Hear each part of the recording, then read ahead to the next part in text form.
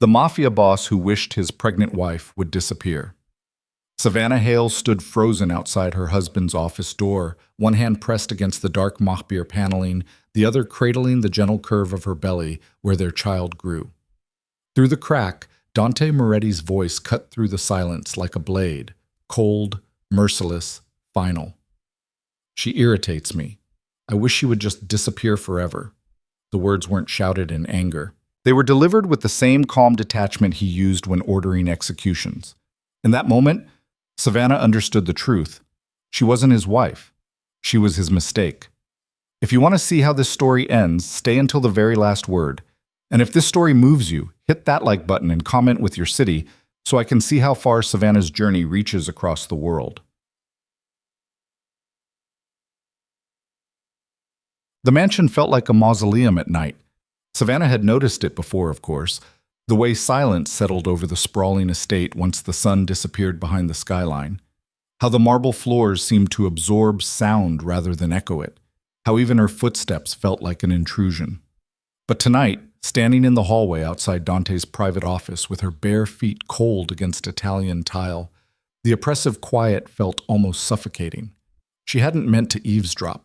That was what she would tell herself later, when the guilt tried to creep in during the small hours of morning. She had simply been restless, unable to sleep despite the pregnancy fatigue that made her limbs feel heavy and her thoughts sluggish.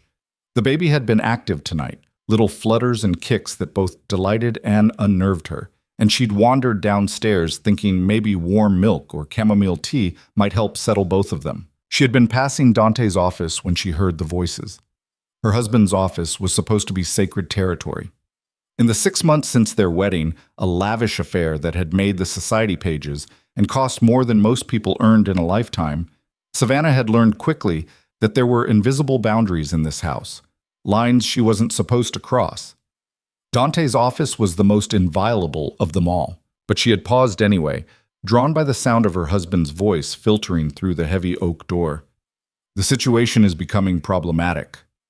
That was Dante, his tone flat and businesslike. Savannah recognized it, the voice he used when discussing matters of business, which she had learned was code for the darker operations that funded their lifestyle.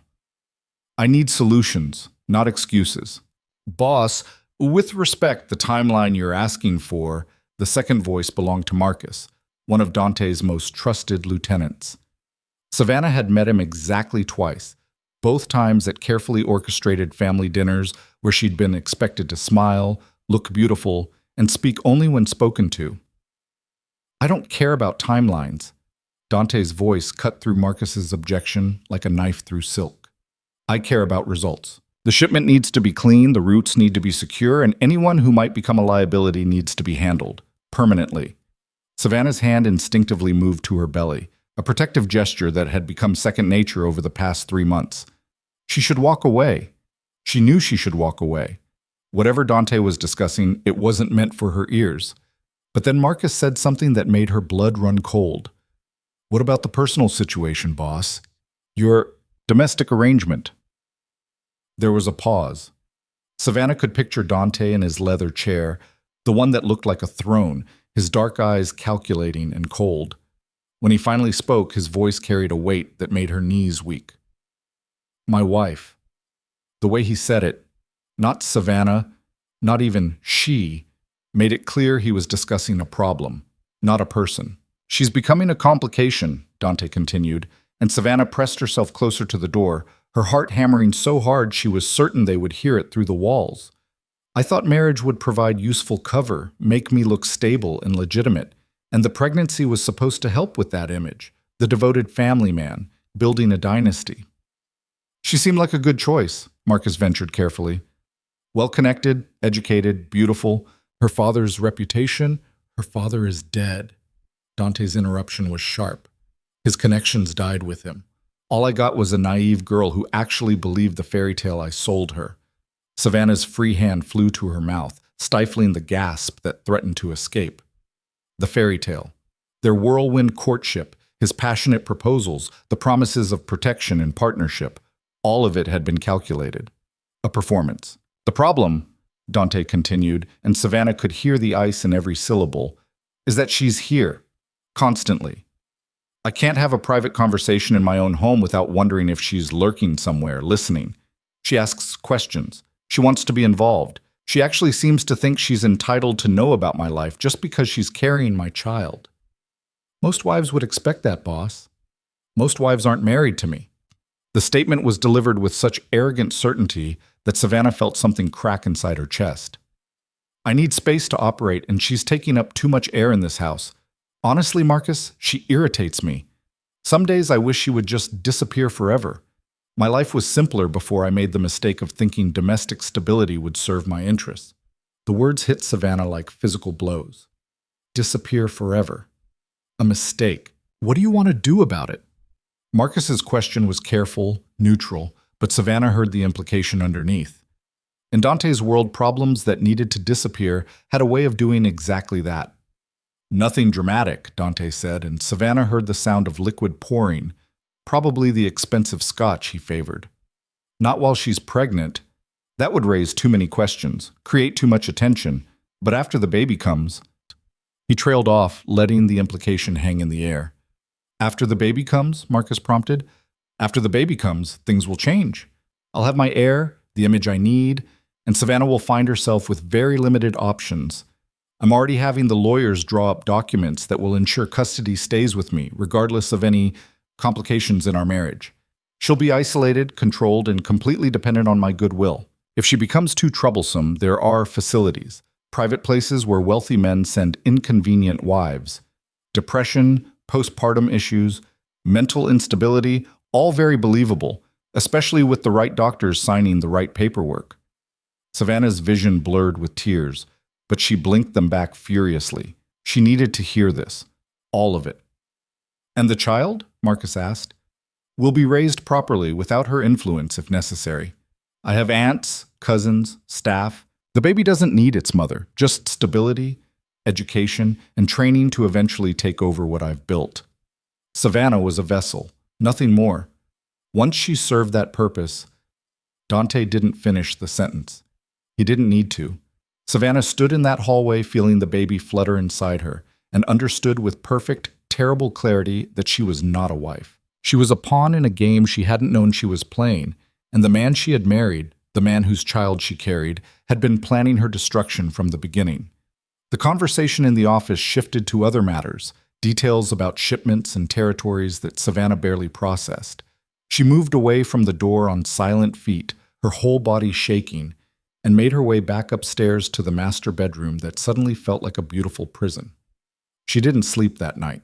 Instead, she sat in the dark, one hand on her belly, and forced herself to think past the devastation, past the betrayal, past the sheer terror of realizing she was trapped in a house with a man who wished she would disappear. Because somewhere beneath the shock and fear, something else was stirring. Something that felt like anger, like determination, like the stubborn survival instinct that had helped her weather her father's death 2 years ago, that had given her the strength to pick up the pieces of her shattered life and keep moving forward. Dante Moretti had made a critical error. He had underestimated her completely. He thought she was naive, and maybe she had been, when they first met. He thought she was powerless, and maybe she appeared that way, standing in his shadow. He thought her father's death had left her with nothing, and that was where he was most dangerously wrong. Savannah's father, Thomas Hale, had been a financial consultant who specialized in creating legitimate business fronts for clients who operated in legal gray areas. He had never spoken explicitly about his work, but Savannah had been perceptive enough to understand that her family's comfortable lifestyle was built on her father's discretion and his genius for making questionable money look clean. What Dante didn't know, what no one knew, was that before her father died, he had called Savannah into his study one afternoon and given her a locked box. If anything happens to me, Thomas had said, looking older and more tired than she'd ever seen him, this box becomes important. Inside are documents, passwords, account information. I've built safeguards into every structure I've ever created, Savannah. Insurance policies. And I've tied them to you, not to my clients. If you ever need leverage, if you ever need protection, everything you need is in this box. She had been 23 years old, fresh out of graduate school, and she had taken the box with trembling hands, not fully understanding what he was telling her. I've worked with dangerous men, her father had continued quietly. Men who believe they're untouchable. But every empire has vulnerabilities, and I've built those vulnerabilities into the foundations. You're the only person who knows they exist. Promise me you'll keep this safe. Promise me you'll only use it if you have no other choice." Savannah had promised. And then, 6 months later, her father had died in a car accident that the police ruled mechanical failure, but that Savannah had never quite believed was truly accidental. She had kept the box hidden, moving it with her through 2 apartments before eventually bringing it to Dante's mansion, where it now sat in the back of her closet behind designer shoes and unworn evening gowns. Now, sitting in the darkness with her husband's cruel words echoing in her mind, Savannah made a decision.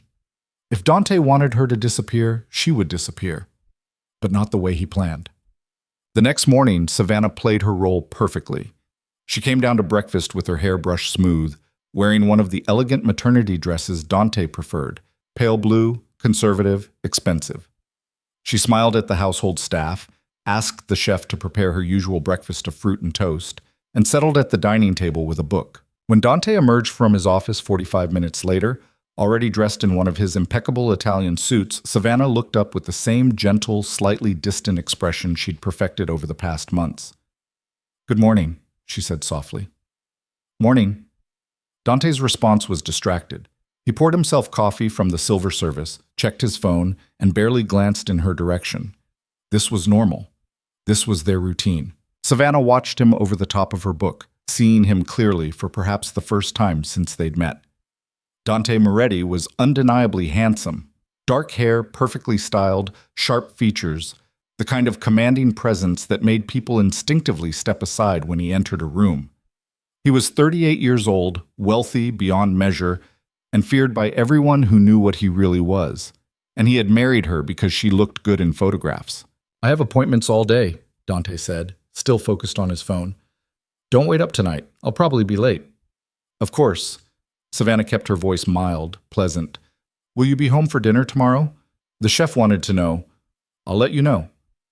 He finally looked at her, his dark eyes passing over her without really seeing her. "You look tired.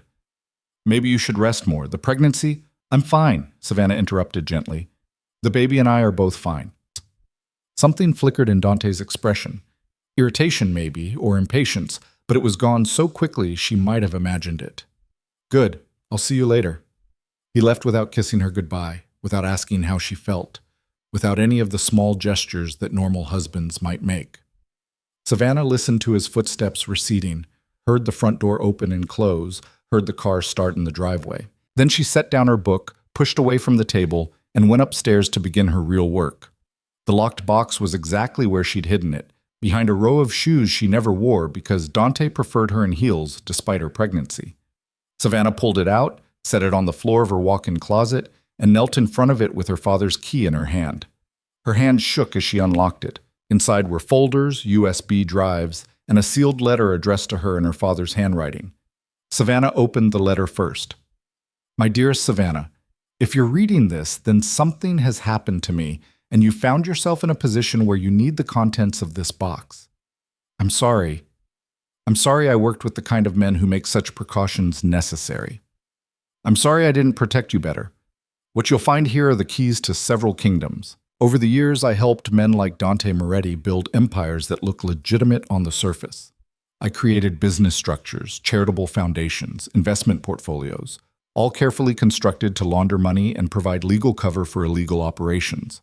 But I also built something else into every structure: insurance, legal clauses, ownership transfers, hidden beneficiaries. If you activate these safeguards, you can collapse or control the very systems that these men rely on to appear respectable. The documents in this box will show you how. The USB drives contain encrypted files with passwords, account numbers, and communication records. Everything you need to protect yourself is here. Use it wisely. Use it only if you must. And know that I loved you more than anything in this world." Your father, Savannah, read the letter 3 times, tears streaming down her face, before she carefully set it aside and began examining the folders. It took her 6 hours to go through everything. What she found was staggering. Her father had worked with Dante for years before Savannah had even met him, helping to establish the legitimate business fronts that made Dante look like a successful entrepreneur rather than a criminal. Real estate holdings, import-export companies, charitable foundations, art galleries, all of them carefully structured to funnel dirty money through clean channels. And woven throughout all of it, like hidden threads in a tapestry, were legal mechanisms that gave control to Thomas Hale's designated beneficiary. Savannah.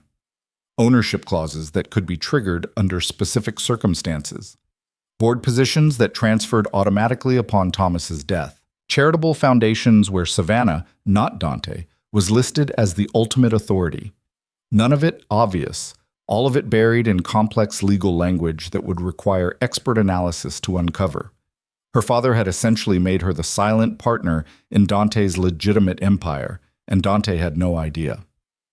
Savannah spread the documents across her closet floor and began to formulate a plan.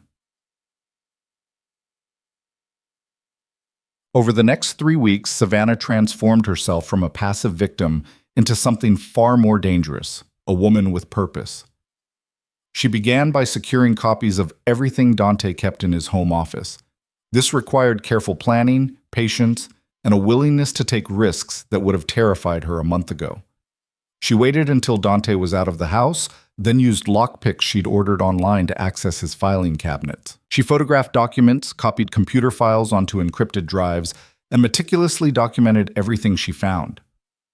She discovered that Dante had indeed been having lawyers draft custody documents, papers that would give him sole control of their child, citing her mental instability as justification.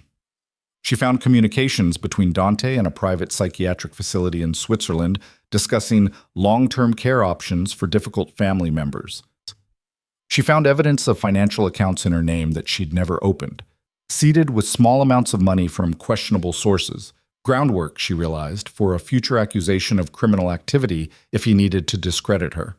Every discovery made her more determined, more angry, more certain that she was fighting not just for herself but for her child. She also began carefully cataloging Dante's treatment of her. She saved text messages where he berated her for minor infractions. She recorded conversations where he spoke to her with contempt. She documented the nights he didn't come home, the events he attended without her despite her being his wife, the way he systematically isolated her from friends and family. "You don't need to work," he had told her early in their marriage, making it sound like a gift. "I'll take care of everything. Your old friends don't really understand our lifestyle," he'd said smoothly when she'd tried to maintain her previous social connections. "It's better if you focus on the family you're building here. This house has everything you need," he'd insisted when she'd mentioned feeling isolated. "Why would you need to go anywhere else?" Each statement, which had seemed controlling but perhaps protective at the time, now revealed itself as part of a larger pattern of isolation. He had been systematically cutting her off from any support system, any independent identity, any resources she might use to escape him. But he had miscalculated, because in isolating her he had also given her time to think, time to plan, time to prepare. Savannah also reached out carefully to old contacts from her father's world, lawyers, accountants, people who had known Thomas Hale and who remembered his daughter. She was cautious, meeting them in public places, using burner phones, never revealing too much at once. "My father left me some documents," she told Richard Chen, an attorney who had worked with Thomas for 15 years. "I need someone to review them, verify their legal standing, and help me understand my options. But this needs to be completely confidential." Richard, a sharp-eyed man in his 60s who had always treated Savannah with grandfatherly kindness, studied her across the table at the coffee shop where they'd met. "Does this have anything to do with your husband?" "It has everything to do with my husband." Savannah met his gaze steadily. "And I need to know if I can trust you." Richard had known Thomas Hale well enough to understand what that friendship had cost. He had attended Thomas's funeral, had seen the questions in Savannah's eyes even then. He nodded slowly. "Your father was a good man caught in a bad world," Richard said quietly. "If he left you something that can get you out of that same world, I'll help you use it. Attorney-client privilege starts right now." Over the next 2 weeks, Richard reviewed everything.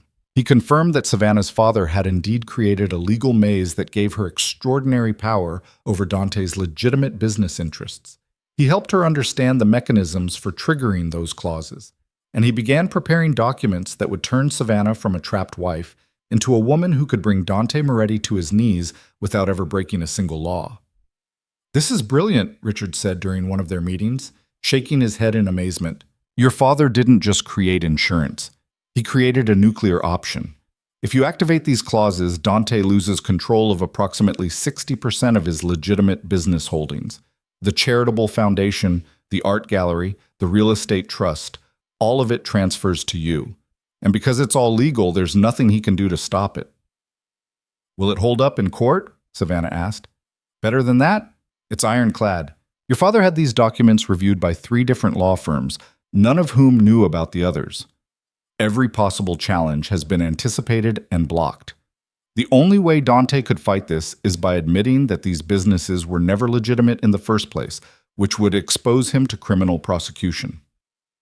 Savannah felt something that might have been hope stirring in her chest. "So I can actually do this. I can get away from him and protect my baby." "Ma, you can do more than that," Richard said seriously. "You can make sure he can never do this to anyone else. The foundation alone represents millions in charitable donations every year, donations that make Dante look like a philanthropist while actually laundering his money. If you take control of that foundation and restructure it into something genuine, something that actually helps people, you don't just escape him. You turn his own weapon against him." That night, Savannah lay in bed next to her husband, maintaining the appearance of normalcy even as she planned his downfall, and allowed herself to imagine a future beyond this mansion, beyond this prison dressed as luxury. She imagined a small house, somewhere quiet, with a garden where her daughter could play safely.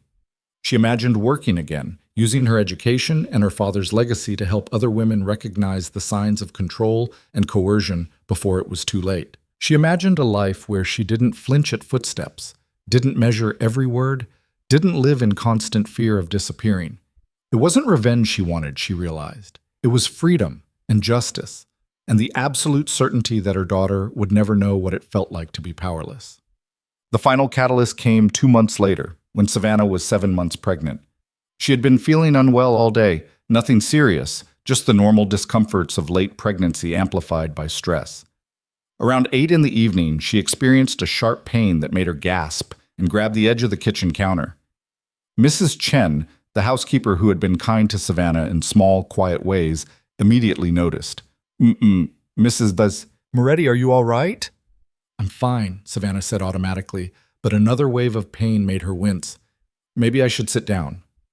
"I'm calling Mr. Moretti," Mrs. Chen said firmly, already pulling out her phone. "No, please, it's probably nothing."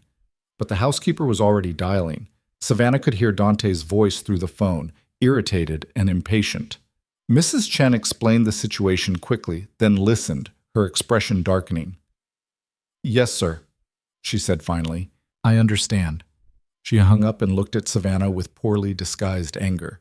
"He says if you're that concerned, call your doctor. He's in a meeting and can't be disturbed." The pain subsided, and Savannah realized it was probably just Braxton Hicks' contractions. Uncomfortable, but not dangerous. But the message was clear. Even if she had been in genuine medical distress, Dante couldn't be bothered to come home. That night, after the doctor had confirmed via phone that everything was fine and she just needed to rest, Savannah made her final decision.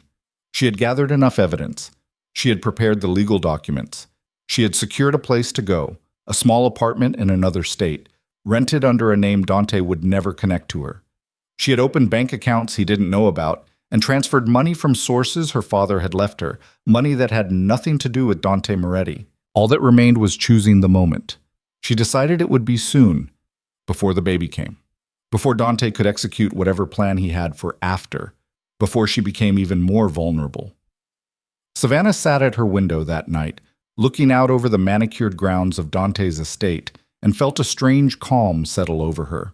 The fear was still there, would probably always be there. But it was joined now by determination, by purpose, by the unshakable knowledge that she was done being invisible. Dante Moretti thought he had married a naive girl who would disappear when he decided she was inconvenient. He was about to discover he had actually married Thomas Hale's daughter, a woman who inherited not just her father's secrets, but his spine. And unlike Dante, Savannah Hale understood that real power didn't come from violence or intimidation. It came from being underestimated by your enemies right up until the moment you destroyed them. The baby kicked inside her, strong and sure, and Savannah placed her hand over the movement. "I promise you," she whispered to her unborn daughter, "you will never live in a world where someone else controls whether you exist. I promise you that much." In his office downstairs, Dante worked late into the night, completely unaware that the woman he wished would disappear was planning to do exactly that. But not the way he expected. Not even close. 3 days after the false alarm that revealed just how little Dante cared about her well-being, Savannah sat across from Richard Chen in a private conference room at his law firm. Between them lay the culmination of weeks of meticulous planning, documents that would either free her or destroy her, depending on how carefully they executed the next steps. "Once you trigger these clauses," Richard said, his finger tracing a line through the contract language, "there's no going back. Dante will know immediately that you're not the passive wife he thought you were. You need to be gone before he realizes what's happened." "I understand." Savannah's voice was steady, despite the fear coiling in her stomach. "How long will I have?" "The documents will be delivered to his office at 9 a.m. Assuming he reads them immediately and gets his lawyers involved, you'll have maybe 4 hours before he fully comprehends the scope of what you've done. 6 hours at most." Richard leaned back, studying her with concern. "Savannah, once you do this, Dante Moretti will use every resource at his disposal to find you. Are you certain about the safeguards?" "The apartment is rented under a shell company. I have new identification documents. My phone and laptop will be destroyed before I leave. I've memorized the account numbers and passwords. Nothing is written down that could be traced." She placed her hand on her swollen belly. "And I have something Dante doesn't expect." "Which is?" "His complete underestimation of me." Savannah met Richard's eyes. "He thinks I'm fragile, naive, easily controlled, that arrogance is my advantage." Richard nodded slowly. "Your father would be proud of you, and probably horrified that you needed to use what he left you." "My father knew exactly what kind of men he worked with," Savannah said quietly. "That's why he built these safeguards in the first place. He knew that one day someone would need them." She left the law firm an hour later with copies of every document secured in an encrypted cloud storage that only she could access. The originals would remain with Richard, locked in a safe that would only open with her biometric signature and a code that changed daily.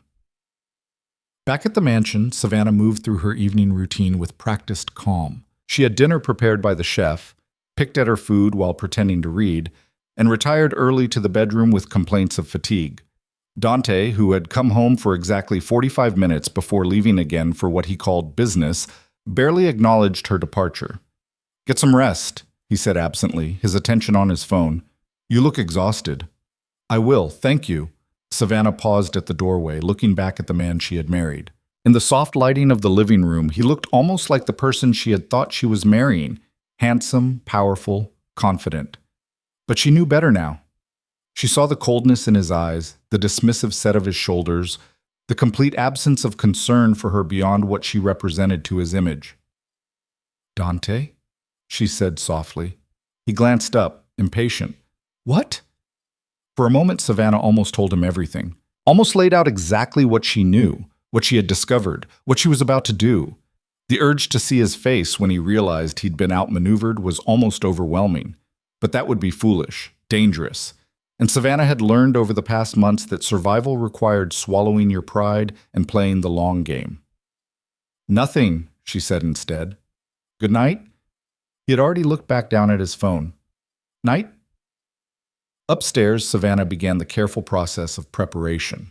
She couldn't pack bags. That would be too obvious if anyone saw. Instead, she had been slowly moving items to the apartment over the past 3 weeks. Clothes, toiletries, important documents, photographs of her parents. The essentials were already there, waiting. What remained in the mansion were the clothes Dante had bought her, the jewelry he'd given her as gifts that felt more like chains, the designer accessories that had never suited her anyway. She would leave it all behind without a second thought. The only things she took that final night were her father's locked box, now empty but precious for what it had contained, and a single photograph of her mother that sat on her nightstand. Everything else was replaceable or unwanted. She also prepared one final item, a sealed box that would be left on Dante's desk.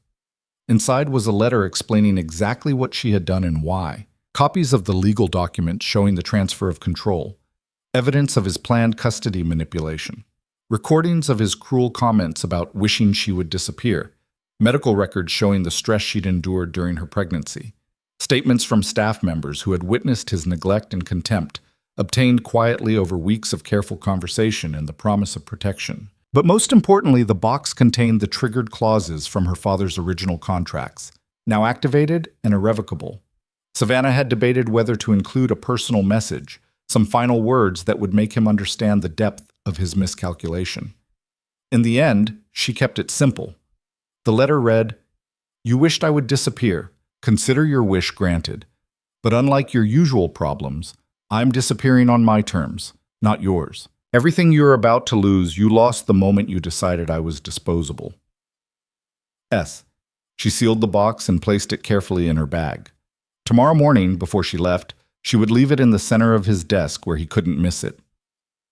That night, Savannah lay in bed and waited for Dante to come home. He arrived past midnight, moving through the bedroom with the quiet efficiency of someone who had done this 1,000 times. He undressed in the dark, slipped into bed without touching her, and was asleep within minutes. Savannah listened to his breathing and felt nothing. No love, no regret, no second thoughts. Just a cold, clear determination to be gone before he woke. At 4 a.m., she rose silently and dressed in comfortable clothes. Jeans, a soft sweater, flat shoes suitable for someone 7 months pregnant and planning to disappear. She moved through this dark mansion like a ghost, collecting the few remaining items she needed. In Dante's office, she placed the sealed box in the center of his immaculate desk. The sight of it sitting there, innocuous and devastating, gave her a fierce satisfaction. By 4:30, she was in her car, not the Mercedes Dante had bought her, but the old Honda she'd kept from before the marriage, the one he'd dismissed as beneath her station and relegated to the far corner of the garage. She had kept it registered and maintained, telling Dante it had sentimental value. Really, she had kept it because it was hers, not his gift, and therefore not his to control. The drive to the apartment took 90 minutes. Savannah watched the sunrise through her windshield, her hand steady on the wheel, and felt something she hadn't experienced in months: hope. The apartment was small, barely 800 square feet, in a quiet neighborhood that was neither wealthy nor poor. It was the kind of place where people minded their own business, where a pregnant woman living alone wouldn't attract unusual attention. Inside, Savannah found everything exactly as she'd left it during her last visit. The furniture was basic but comfortable. The kitchen was stocked.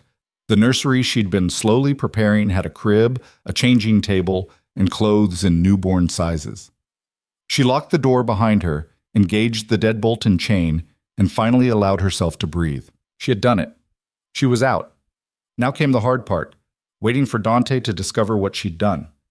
The call came at 9:45 a.m. Savannah had been expecting it, had steeled herself for it, but her heart still jumped when her phone, the burner she'd bought specifically for this transition, began vibrating with a blocked number. She let it ring through to voicemail. 30 seconds later, it rang again, and again, and again. After the 7th call, Savannah turned the phone off completely. She didn't need to hear Dante's voice to know what he was saying. The rage, the threats, the demands that she return immediately and explain herself. Instead, she opened her laptop and logged into a secure email account Richard had set up. There was already a message waiting, documents delivered at 9 a.m., as planned. Moretti's attorney called me at 9:23. They're demanding an immediate meeting. I told them I'm available at their convenience. This is going exactly as we anticipated. Stay safe. R.C. Savannah replied briefly. Understood. Keep me posted. Then she made herself tea, settled on the couch with pillows supporting her back, and waited. The full scope of what she had done would take Dante's lawyers hours to unravel, but the basics were simple enough.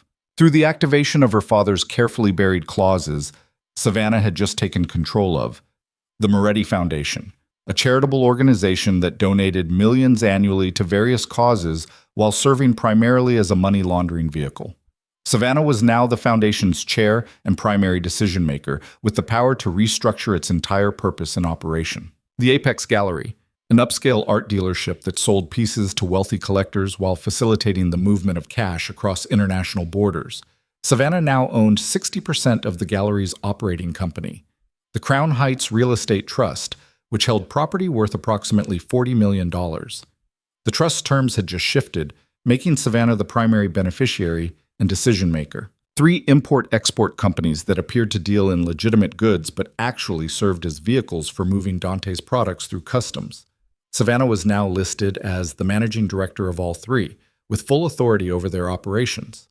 None of it was illegal. Every transfer was documented, legal, and ironclad.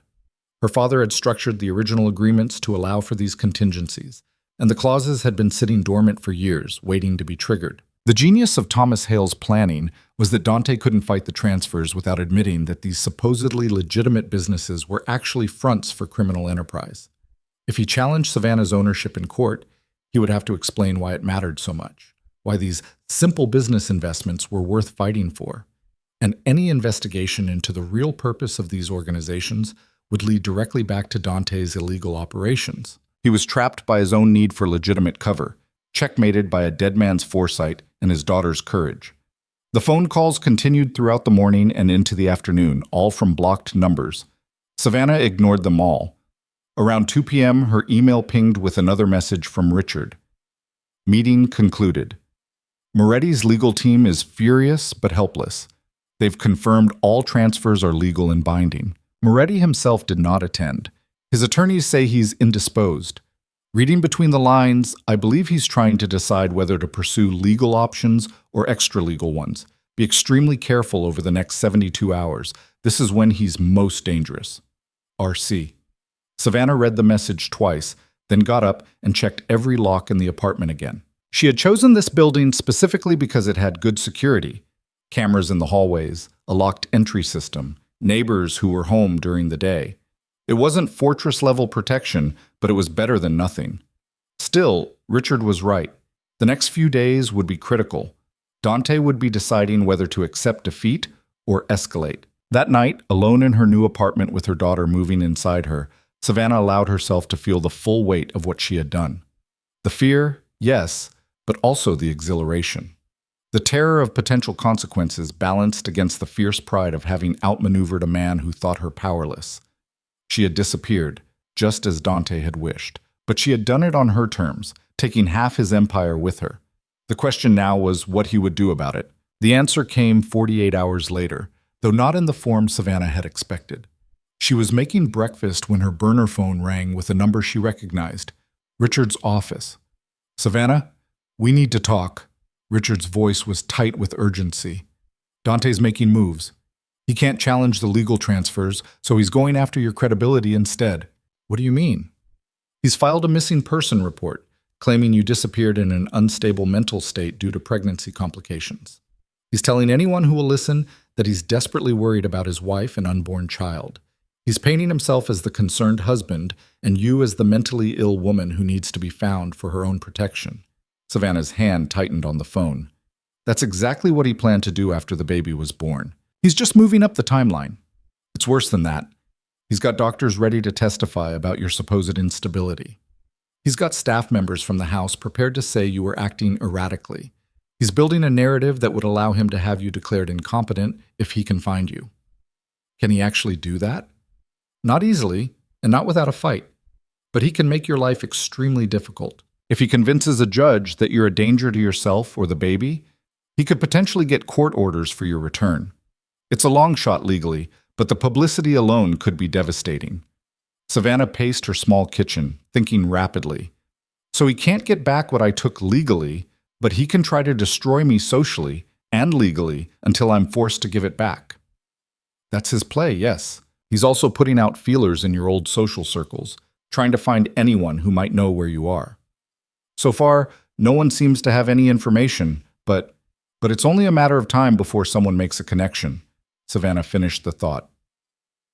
What do we do? We get ahead of the narrative. Richard's voice became firm. We release your evidence first. The recordings, the documents, the proof of what he planned to do to you. We show that you're not a mentally unstable woman who ran away. You're a pregnant woman who escaped a controlling, emotionally abusive situation. We make him defend himself instead of attacking you. That means going public, really public. Yes, which is risky, given who Dante is and what he's capable of. But staying hidden while he controls the narrative is riskier. Right now, you're a missing woman who might be mentally ill. We need to change that story to, you're a survivor who escaped. Savannah closed her eyes, her hand on her belly. If we do this, there's no going back, no quiet disappearance. Dante will know exactly where I am. He'll find you eventually anyway, Richard said gently. Better to control how and when that happens. She knew he was right. Dante Moretti had resources, connections, and the kind of reach that made true hiding nearly impossible. Her disappearance was always going to be temporary. The question was whether she would be found as a victim or revealed as a victor. Do it, Savannah said. Release everything. But Richard, I need protection. Real protection. If we're going public with evidence that damages Dante Moretti's reputation, he's not going to respond with lawyers alone. Already arranged, I have contacts with a private security firm that specializes in high-risk domestic situations. They're discreet, professional, and very good at what they do. They'll have someone at your apartment within 2 hours. How much is this going to cost? Don't worry about that right now. Your father left you with more resources than you realize, and some of those resources were specifically earmarked for protection if you ever needed it. He planned for this scenario, Savannah. Let's use what he left you. After hanging up with Richard, Savannah spent the next hour organizing her evidence one final time. The recordings of Dante discussing his plans for her, the documents showing his manipulation of custody arrangements, the communications about psychiatric facilities, staff testimonies, medical records showing stress during pregnancy. All of it was damning. All of it painted a picture of systematic emotional abuse and control. By the time the security detail arrived, a calm professional woman named Kara, who immediately began assessing the apartment's vulnerabilities. Savannah had made her peace with what was about to happen. She was done hiding, done being quiet, done allowing Dante to control the narrative. If he wanted to make this a public battle, she would give him a war. The story broke at 6 p.m. On a Tuesday evening, courtesy of an investigative journalist Richard had worked with before, someone who specialized in exposing corruption among the wealthy and powerful. The headline read, Pregnant Wife of Business Mogul, Dante Moretti, flees alleged emotional abuse, takes control of charitable empire. The article was devastating in its detail. It included partial transcripts of Dante's recorded conversations. It quoted from documents showing his planned custody manipulation. It referenced medical experts who explained the impact of stress on pregnant women. It included statements from staff members who had witnessed Dante's treatment of Savannah. Most importantly, it explained exactly what Savannah had done with the businesses she now controlled. The Moretti Foundation, which had previously donated to various causes with minimal oversight and maximum publicity, was being completely restructured. Under Savannah's direction, it would now focus exclusively on helping pregnant women and mothers escape coercive and abusive situations, providing legal aid, temporary housing, counseling, and job training. The bitter irony wasn't lost on anyone reading the article. Dante Moretti's own charitable foundation, the organization he had used to buy respectability and clean his public image, was now being turned into a weapon against men exactly like him. The response was immediate and explosive. Within an hour, the story was being picked up by major news outlets. Social media erupted with commentary, most of it supportive of Savannah. Hashtag Savannah Moretti began trending, along with hashtag Believe Women and hashtag Pregnant and Powerful. Dante's carefully crafted public image, the successful businessman, the devoted husband-to-be, the respectable philanthropist, shattered in real time. And he had no good defense. Anything he said would only confirm Savannah's narrative. If he denied planning to control custody, she had documents. If he claimed he never spoke about wishing she would disappear, she had recordings. If he tried to paint her as unstable, she had medical records and expert testimony proving the stress she'd endured was directly related to his treatment. He was cornered by his own words, his own plans, his own arrogance. But Savannah knew better than to celebrate. Cornered animals were the most dangerous kind. The first threat came that night. Kara, who had positioned herself in Savannah's apartment with equipment that monitored the building's entry points, called her to the window. Don't panic, Kara said calmly. But there's a car that's been circling the block for the past 20 minutes. Black SUV, tinted windows, no plates visible. That's not random. Savannah's heart hammered. Dante's people? Most likely. They're trying to confirm you're here. Don't worry, they can't get into the building without triggering alarms, and I've already alerted the security company. We're also calling this in to the police. Given the public nature of your situation now, any harassment can be documented and used against him. As if on cue, Savannah's burner phone rang. Unknown number. Don't answer it, Kara advised. But Savannah's hand was already moving. Some instinct told her she needed to hear this, needed to know what Dante was thinking. She answered and put it on speaker so Kara could hear. Savannah. Dante's voice was controlled, but she could hear the rage underneath, barely leashed. We need to talk. We have nothing to say to each other. You've made a serious mistake. You think going public protects you, but all you've done is embarrass me, and I don't respond well to embarrassment. Is that a threat? It's a fact. His voice dropped lower, more dangerous. You took something that belongs to me. The businesses, fine. We can negotiate that through lawyers. But you're carrying my child, Savannah. My heir. That child belongs with me, in my home, raised properly. Not in whatever pathetic hiding place you found. Our daughter, Savannah corrected, her voice steady despite her fear, will be raised by her mother, in safety, far away from you. Daughter? For the first time, Dante's composure cracked slightly. You know the gender? Savannah closed her eyes. She hadn't meant to reveal that. Yes, we're having a girl, and she will never know what it's like to be treated as disposable. There was a long silence on the other end. When Dante spoke again, his voice had changed, become colder, more calculated. A daughter. Well, that changes things. How? A son would have been my legacy. A daughter is negotiable. Perhaps we can reach an arrangement after all. The casual dismissal of their child, his own daughter, not even born yet, based solely on gender made Savannah's blood run cold. This was who Dante really was. Not the charming man she'd married, but someone who calculated the value of human beings like assets on a balance sheet. There will be no arrangement, Savannah said firmly. Stay away from me, Dante. Stay away from my daughter. You have no legal right to either of us anymore. Legal rights. He laughed, sharp and bitter. Savannah, you really are naive. Legal rights only matter when both parties play by the rules. You just went nuclear. You think I'm going to respond with lawyers and polite negotiations? I think if you come after me now, with the whole world watching, you'll only prove everything I said about you. Maybe.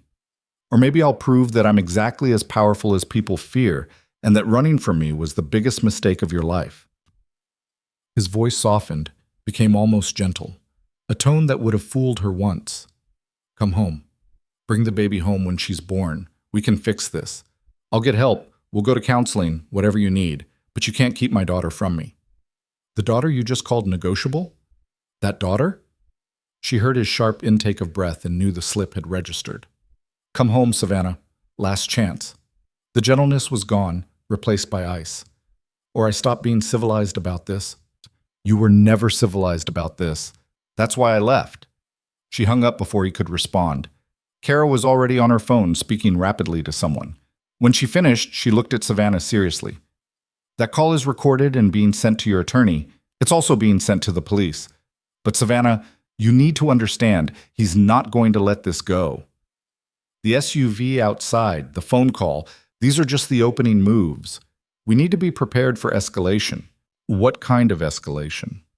The kind where a wealthy, powerful man with significant resources and questionable associates decides that legal channels are too slow. He can't get to you here easily, but he'll try to make your life unbearable until you surrender. Harassment, intimidation, maybe trying to intercept you when you leave the building. We need to increase security. Over the next week, Savannah's life became a strange mixture of lockdown and publicity. She couldn't leave the apartment without Kara or another security professional accompanying her. Every movement was planned. Every trip outside calculated for minimal exposure. But online, her story was spreading. Women's advocacy groups were championing her. Domestic violence organizations were using her case to highlight coercive control. Legal experts were analyzing the brilliance of her father's protective measures. And the Moretti Foundation, now under Savannah's control, was being restructured in real time. Richard worked with a team of nonprofit specialists to transform it from a money laundering front into a genuine charitable organization. They established partnerships with women's shelters, legal aid societies, and counseling services. They created a grant program for women escaping abusive situations. Everything Dante had built to make himself look respectable was being turned into something that actually helped people. And every news story about it mentioned why Savannah had taken control in the first place. The publicity was a shield, but it was also a pressure point. Dante couldn't make Savannah disappear quietly, but he could make her wish she had stayed quiet. The harassment came in waves, phone calls at all hours, cars following her when she did venture out, packages delivered to the apartment containing photos of her taken from a distance, clear messages that she was being watched. Her old social circle, such as it was, fractured. Some women reached out with support and apologies for not seeing the signs. Others, particularly those married to men in Dante's world, cut contact entirely, unwilling to risk their own positions by associating with her. The worst came when Dante's lawyers filed a lawsuit claiming Savannah had defrauded him by concealing her father's ownership clauses, a lawsuit that had no legal merit but would tie her up in depositions and court appearances for months, if not years.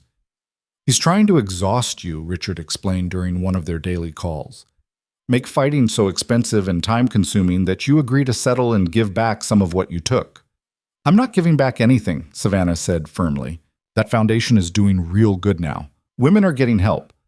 I'm not letting him turn it back into a laundering operation just because he's making my life difficult." "I know. But Savannah, you need to prepare yourself. This is going to get worse before it gets better. Dante Moretti is used to winning, and you've handed him a very public loss. Men like that don't accept defeat gracefully."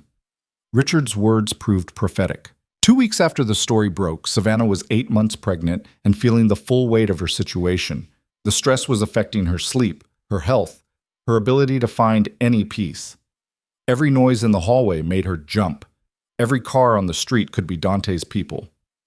She was in her apartment trying to rest when Kara received a call that made her face go pale.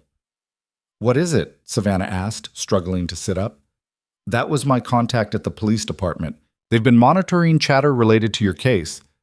"Savannah, there's been talk. Discussions about making you disappear for real. Nothing concrete enough to make arrests, but enough to take very seriously." The room seemed to tilt. "He's actually considering having me killed?" "We don't know that for certain. It could be posturing, threats meant to scare you into giving in, but we can't take chances." Kara was already moving, checking windows, securing locks. "I'm calling in additional security, and we need to consider moving you to a more secure location." "I'm 8 months pregnant. I can't keep running." "You might not have a choice." That night, lying in bed with fear coiling in her stomach and her daughter moving restlessly inside her, Savannah finally let herself cry. Not from weakness, but from the sheer exhaustion of being strong every single moment, of calculating every move, of living in fear while trying to protect a child who wasn't even born yet. She had escaped Dante's mansion, yes. She had taken control of his legitimate businesses, yes. She had exposed him publicly, yes. But the battle was far from over, and Savannah was beginning to understand that it might never truly be over. That Dante Moretti was the kind of man who would rather destroy what he couldn't control than let it go. Her phone buzzed with the message from Richard. "Federal investigators are looking into the Foundation's previous activities. If they find what we think they'll find, Dante may have bigger problems than you soon. Hold on a little longer." Savannah placed her hand on her belly, feeling her daughter's kicks. "Just a little longer," she whispered. "We just have to hold on a little longer." Outside, the black SUV circled the block again, and Savannah watched its taillights disappear into the night, wondering when Dante would finally make his real move, and whether she would be ready when he did. The answer to when Dante would make his real move came 3 days later, though not in any form Savannah could have anticipated. She was at a routine prenatal appointment, her first time leaving the apartment in nearly a week, with Kara positioned discreetly nearby, and a second security professional waiting in the car outside the medical building. The doctor had just finished the examination and was reviewing Savannah's chart when her expression shifted from professional calm to concern. "Your blood pressure is elevated," Dr. Patricia Morgan said, setting down the chart. "Significantly higher than your last visit. Are you experiencing headaches, visual disturbances, Swelling in your hands or feet? Some headaches, Savannah admitted, and I'm tired all the time, but I thought that was just normal for 8 months pregnant. It could be, or it could be preeclampsia, which we need to take seriously. Dr. Morgan rolled her stool closer, her voice gentle but firm. Savannah, I've been your doctor long enough to be direct. The stress you're under isn't just affecting your mental health. It's affecting your physical health and potentially the baby's. Your body can't sustain this level of cortisol indefinitely.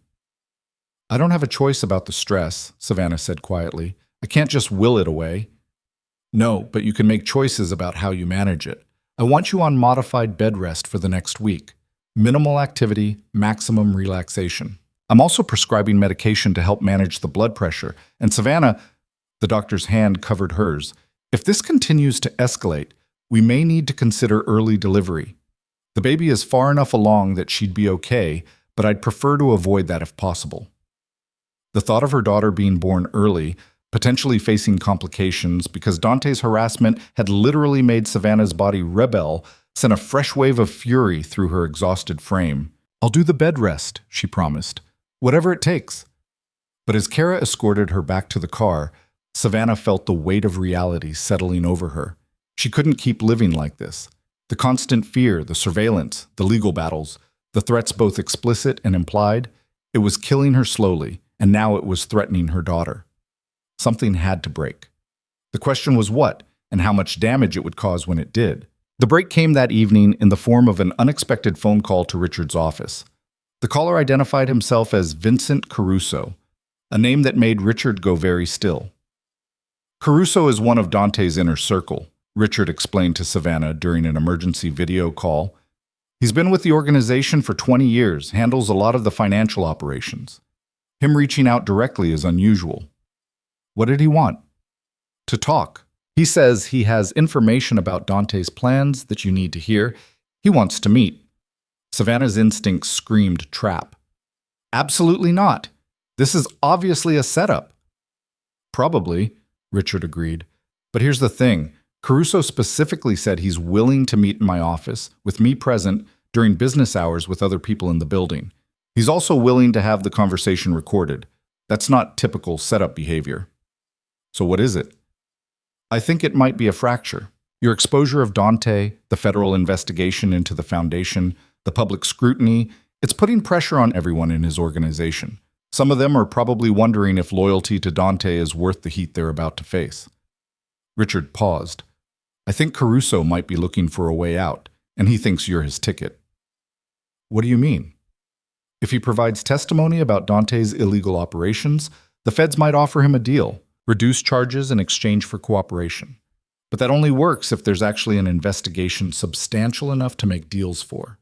Right now, they're just looking. Caruso might want to give them a reason to look harder. Savannah processed this carefully. And helping me helps him because you're the catalyst.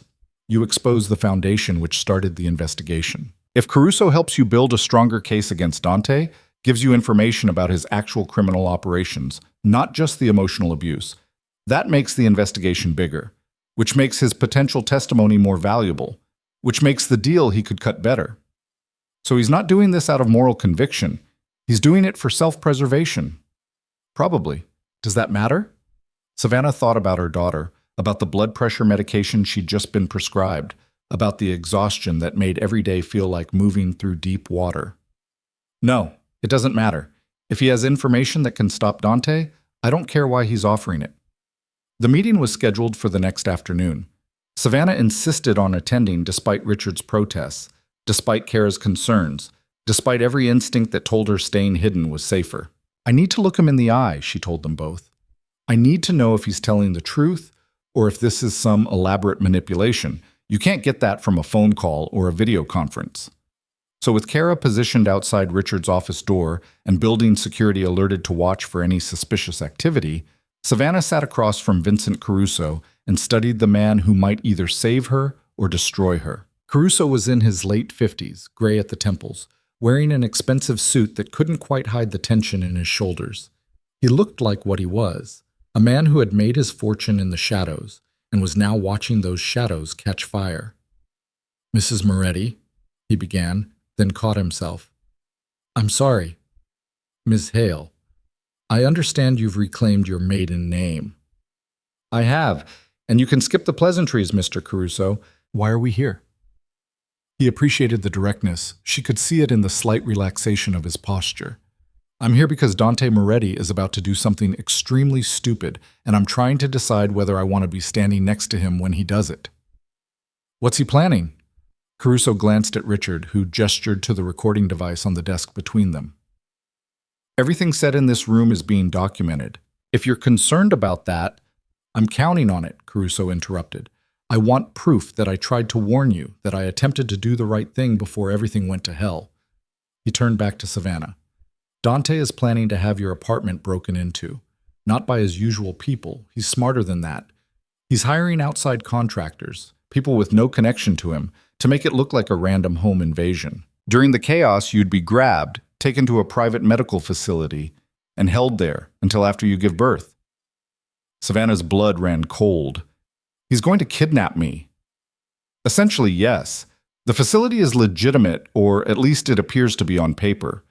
It's the kind of place where wealthy families send relatives for exhaustion or stress-related issues. You'd be admitted as a patient suffering from pregnancy-related psychosis. By the time anyone figured out where you were, the baby would be born, and Dante would have established custody through medical and legal means. That's insane. That's conspiracy to kidnap, false imprisonment. That's Dante Moretti deciding that legal consequences are less important than getting what he wants, Caruso said flatly. He's already lost the businesses you took. His reputation is damaged.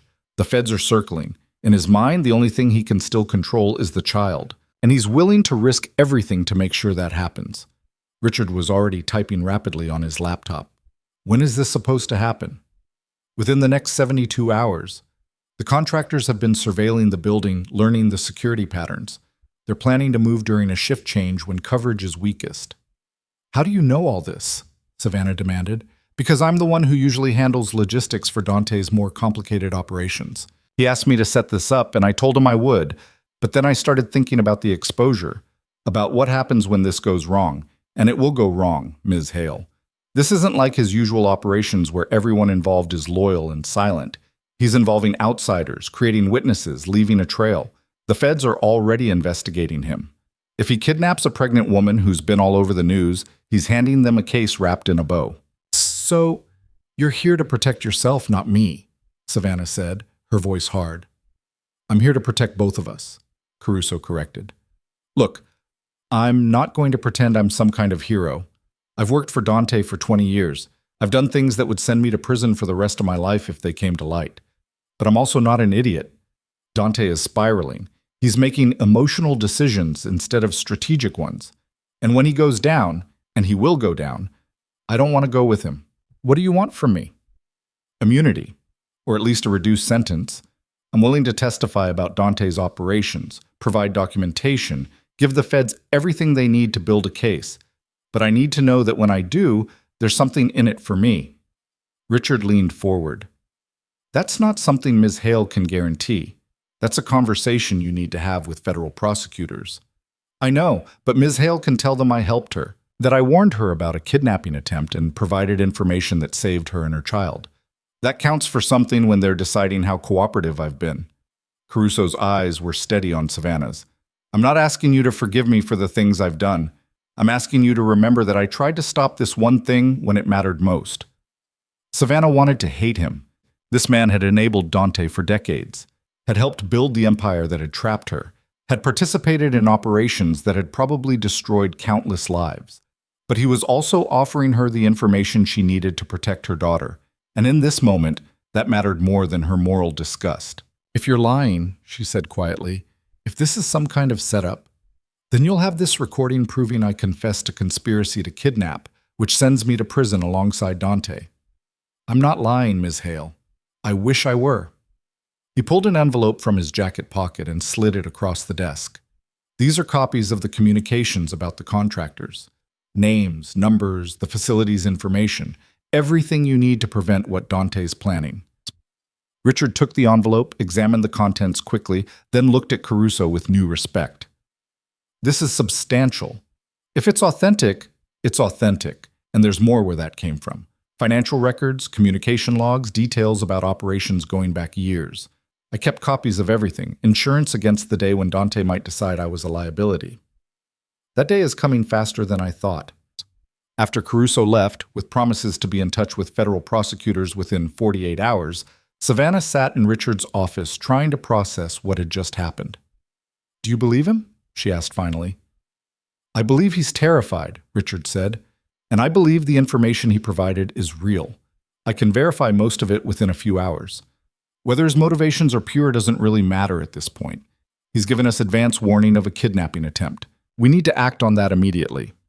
Meaning? Meaning we go to the police right now with this information. We also contact the FBI, since this crosses state lines and involves conspiracy. We get you somewhere safer than your current apartment, and we prepare for Dante's world to come crashing down around him much faster than he anticipated. The next 24 hours were a controlled chaos of activity. The police took Savannah's statement and the evidence Caruso had provided. The FBI opened an official investigation into Dante Moretti's organization, with Savannah's case as the catalyst and Caruso's promised testimony as the foundation. Savannah was moved to a secure location, a private residence owned by Richard's firm, used occasionally for witnesses who needed protection. And throughout it all, Savannah felt her daughter moving inside her, reminding her what all of this was really about. The confrontation came on the third day, though not from Dante himself. His lawyers filed an emergency motion claiming that Savannah was being held against her will by hostile parties who had turned her against her loving husband. They demanded immediate access to her, citing concerns for her mental state and the baby's welfare. The motion was so transparently absurd that the judge denied it within hours, but it served a purpose. It told everyone watching that Dante wasn't giving up, that he was going to fight until the very end. The FBI moved faster than Savannah had dared to hope. With Caruso's testimony and the documentation he provided, they had enough for warrants. On a cold morning in late November, federal agents raided Dante's mansion, his office, and 3 of his business locations simultaneously. Savannah watched the news coverage from the safe house, her hand on her belly, and felt something she hadn't experienced in months, the beginning of relief. She called Richard immediately. "Is this real? Are they actually arresting him?" "Not yet. They're executing search warrants, seizing documents and computers. Arrest comes after they've built the case. But Savannah, this is happening. The dominoes are falling. What if they don't find enough? What if they will?" Caruso gave them the roadmap. Your father's documents showed the structure. The foundation investigation revealed the patterns. They're going to find more than enough. Richard paused. "How are you feeling?" Terrified, exhausted, hopeful, all at once. Savannah felt tears sliding down her face. "Is it really almost over?" "The worst part is, there will still be trials, legal proceedings, probably years of cleanup. But the immediate threat, Dante's ability to hurt you directly, that's ending. He's going to be too busy defending himself to come after you." That night, Savannah allowed herself to imagine the future she'd been fighting for. A small house somewhere quiet. Her daughter growing up safe and loved. A life where fear wasn't the baseline emotion, where every knock on the door didn't spike her heart rate, where she could simply exist without calculating threats. It was almost too much to hope for. The news broke 2 days later. Dante Moretti had been arrested on charges including conspiracy to commit kidnapping, obstruction of justice, money laundering, and racketeering. The federal government was seeking detention without bail, arguing he was both a flight risk and a danger to witnesses. Savannah watched his perp walk on the news, saw him in handcuffs for the first time, and felt a complex tangle of emotions. Satisfaction, yes. Relief, definitely. But also a strange sadness for the man she had thought she was marrying, the version of Dante that had never really existed. Her phone rang with a blocked number, and against her better judgment, she answered. "You destroyed me." Dante's voice was raw, stripped of its usual control. "Everything I built, everything I worked for. Gone because you couldn't accept your place."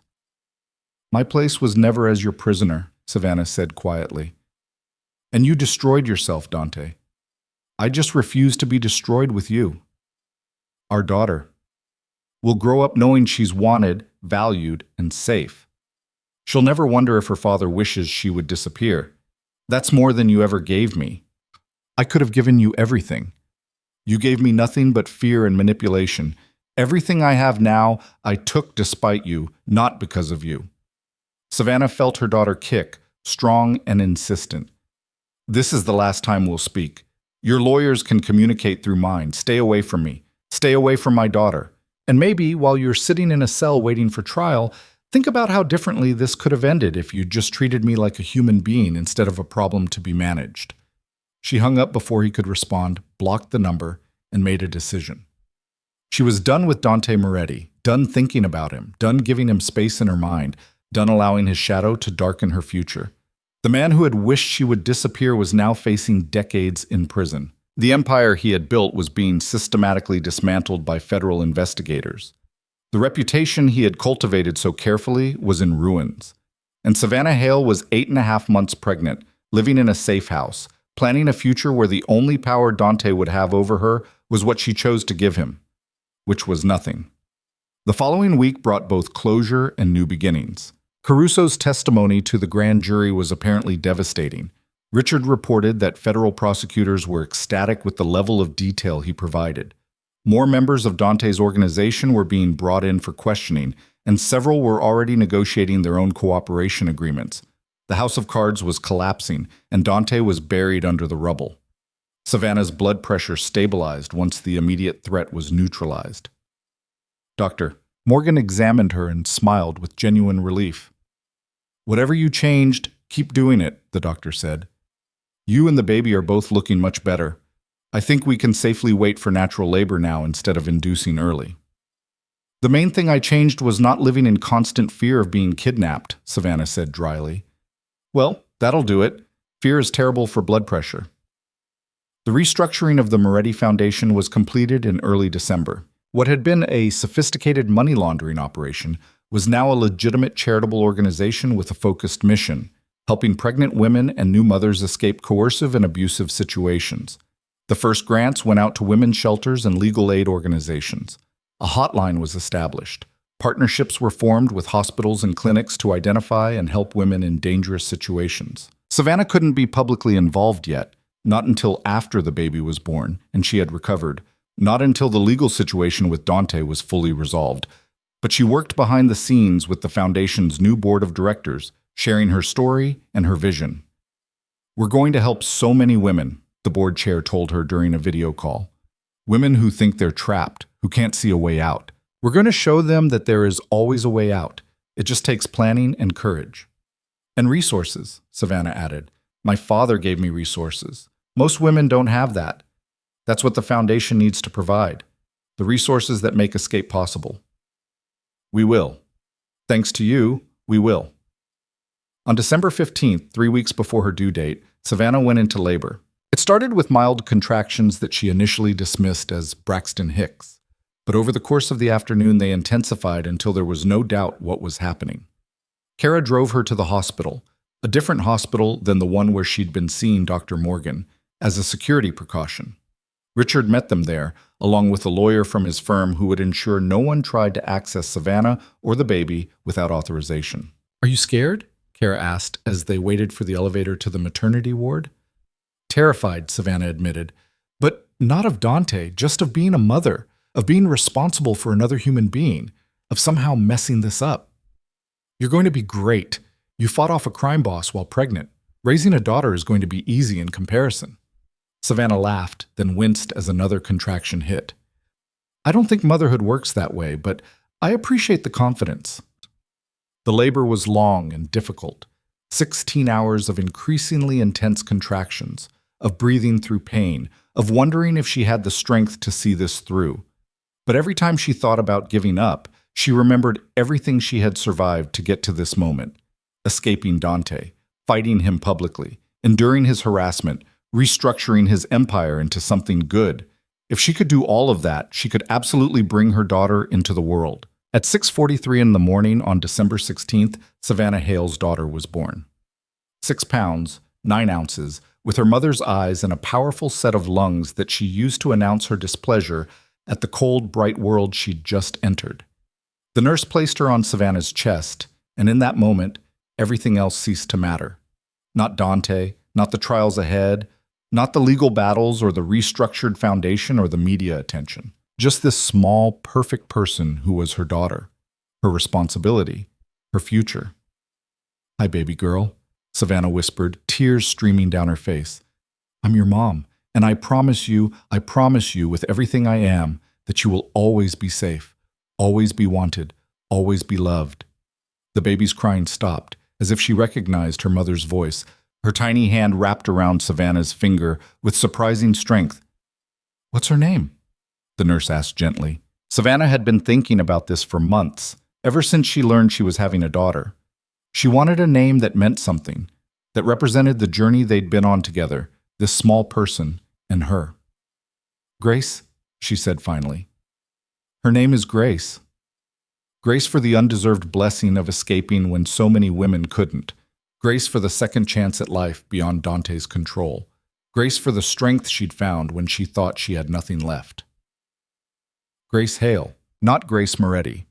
Her daughter would carry her name, her legacy, her father's protection woven into legal documents that Dante could never touch. Richard visited that afternoon, bringing flowers and congratulations. "She's beautiful, Savannah. Congratulations. Thank you for everything. None of this would have been possible without you. Your father made it possible. I just helped you execute his vision." Richard looked at Grace sleeping in Savannah's arms. He would have loved her so much. "I know. I wish he could have met her." In a way, he did. He protected her before she even existed, made sure her mother could escape if necessary. That's a pretty powerful form of love. Richard pulled an envelope from his briefcase. "Speaking of which, there's something you need to know. The feds finished their initial analysis of Dante's finances. They found evidence that he had been systematically siphoning money from the foundation and the legitimate businesses into offshore accounts. Money that should have gone to actual charitable causes." "How much?" "Over $15 million in the past 5 years alone. Money that was supposed to help people, but instead padded Dante's personal wealth." Savannah felt anger stir even through her exhaustion. That money could have actually done good. It still can. The feds are seizing Dante's assets as part of the criminal case. But here's the interesting part. Because you control the foundation now, and because the foundation was the source of the stolen funds, you have standing to claim restitution. That money could come back to the foundation to use for its actual mission. All of it? Potentially. It'll take time, legal wrangling, probably years of court proceedings. But yes, Dante's stolen money could end up funding the very programs designed to help women escape men like him. Savannah looked down at her sleeping daughter and smiled. That's perfect. That's justice in the purest form. Over the next few days, while Savannah was still in the hospital recovering, the legal machinery continued grinding forward. Dante was denied bail. The judge agreed he was too much of a flight risk and posed a danger to witnesses. He would remain in custody pending trial. More members of his organization flipped, providing testimony in exchange for reduced sentences. The case against him grew from strong to overwhelming. And through it all, Savannah focused on the one thing that truly mattered, learning to be a mother to Grace, how to feed her, comfort her, read her different cries, how to function on 3 hours of sleep, how to feel her heart expand with a love so fierce it was almost frightening. On their third day in the hospital, a social worker came to visit, standard procedure for new mothers, but Savannah still tensed. "I'm just here to make sure you have support at home," the social worker explained kindly. "Resources, help, whatever you need. Is the baby's father involved?" "No," Savannah said firmly. "He won't be part of her life." The social worker glanced at her tablet, clearly reading notes about Savannah's very public situation. "I understand. And you have family support? Friends?" "I have a legal team, security professionals, and a network of people making sure we're safe. Once we leave the hospital, we'll be going to a secure residence until I can establish something more permanent." "That sounds isolating." "It's temporary," Savannah said, "and it's better than the alternative." The social worker made notes, then looked up with sympathy. "Ms. Hale, I've read about your case. What you did, exposing the abuse, taking control of the foundation, protecting yourself and your daughter, that took incredible courage. It took desperation, and my father's foresight, and a lot of luck. Maybe, but a lot of women in your situation don't make it out. You did, And now you're helping others do the same through the foundation. That's not luck. That's strength. After the social worker left, Savannah held Grace close and thought about all the women who didn't make it out, who didn't have fathers who left them legal safeguards, who didn't have the resources to fight back, who disappeared not on their own terms but on their abusers' terms. She thought about the foundation, about the grants and programs and support systems being built, about how many women might escape because of resources that existed now, thanks to her fight with Dante. "Your father tried to make me disappear," Savannah whispered to Grace. "Instead, I made his empire disappear. I took everything he used to look respectable and turned it into something that actually helps people. That's your legacy, baby girl. Not his darkness, but the light we built from it." Grace stirred in her sleep, her tiny face peaceful and perfect. And for the first time since she'd overheard Dante wishing she would disappear forever, Savannah felt something very close to peace. The peace lasted exactly 9 days. Savannah was settling into a tentative routine with Grace in the secure residence Richard's firm had arranged, a modest townhouse in a quiet suburb 40 minutes from the city. She had just managed to get Grace down for a nap and was contemplating her own much-needed rest when her phone buzzed with an urgent message from Richard. "Need to talk immediately. Don't panic, but situation developing. Call when you can." Savannah's heart rate spiked instantly, that familiar dread flooding back. She dialed Richard's number with shaking hands. "What happened?" "Dante's family is making moves," Richard said without preamble. His mother, specifically. "Valentina Moretti filed an emergency petition this morning claiming grandparents' rights. She's arguing that Grace is her granddaughter and that she has a legal right to visitation and involvement in her life." "That's insane. Dante's in prison awaiting trial for trying to kidnap me. His mother can't seriously think. She's not working alone. She's retained Marcus Feldman, one of the most aggressive family law attorneys in the state. And Savannah, the petition isn't just about visitation. She's arguing that given Dante's incarceration and your unstable circumstances, their words, not mine, Grace would be better off in the custody of her paternal grandmother until matters are resolved." Savannah felt the room tilt. "She's trying to take my daughter. She's trying to get a foot in the door. Grandparents' rights cases are hard to win, especially when the mother is fit and there's documented abuse from the father's side. But Valentina is arguing that she had no involvement in Dante's actions, that she's a stable, wealthy, loving grandmother who can provide for Grace in ways you currently can't. I can provide everything my daughter needs. I know that, but we need to be prepared for a fight. Valentina Moretti is not a woman who accepts defeat easily, and she has resources almost as extensive as Dante's were. This is going to get complicated." After hanging up with Richard, Savannah stood in the quiet townhouse listening to Grace's soft breathing through the baby monitor and tried to process this new threat. She had assumed that with Dante in custody, the danger was over. But she had forgotten about the rest of the Moretti family, the network of people who had enabled Dante's rise and who now saw Grace as their last connection to his legacy. The first hearing was scheduled for 3 weeks later.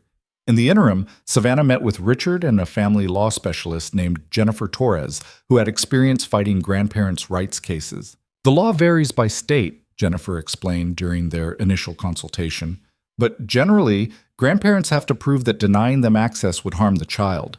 That's a high bar when the custodial parent is fit, loving, and providing appropriate care." "Then why are we worried?" Savannah asked.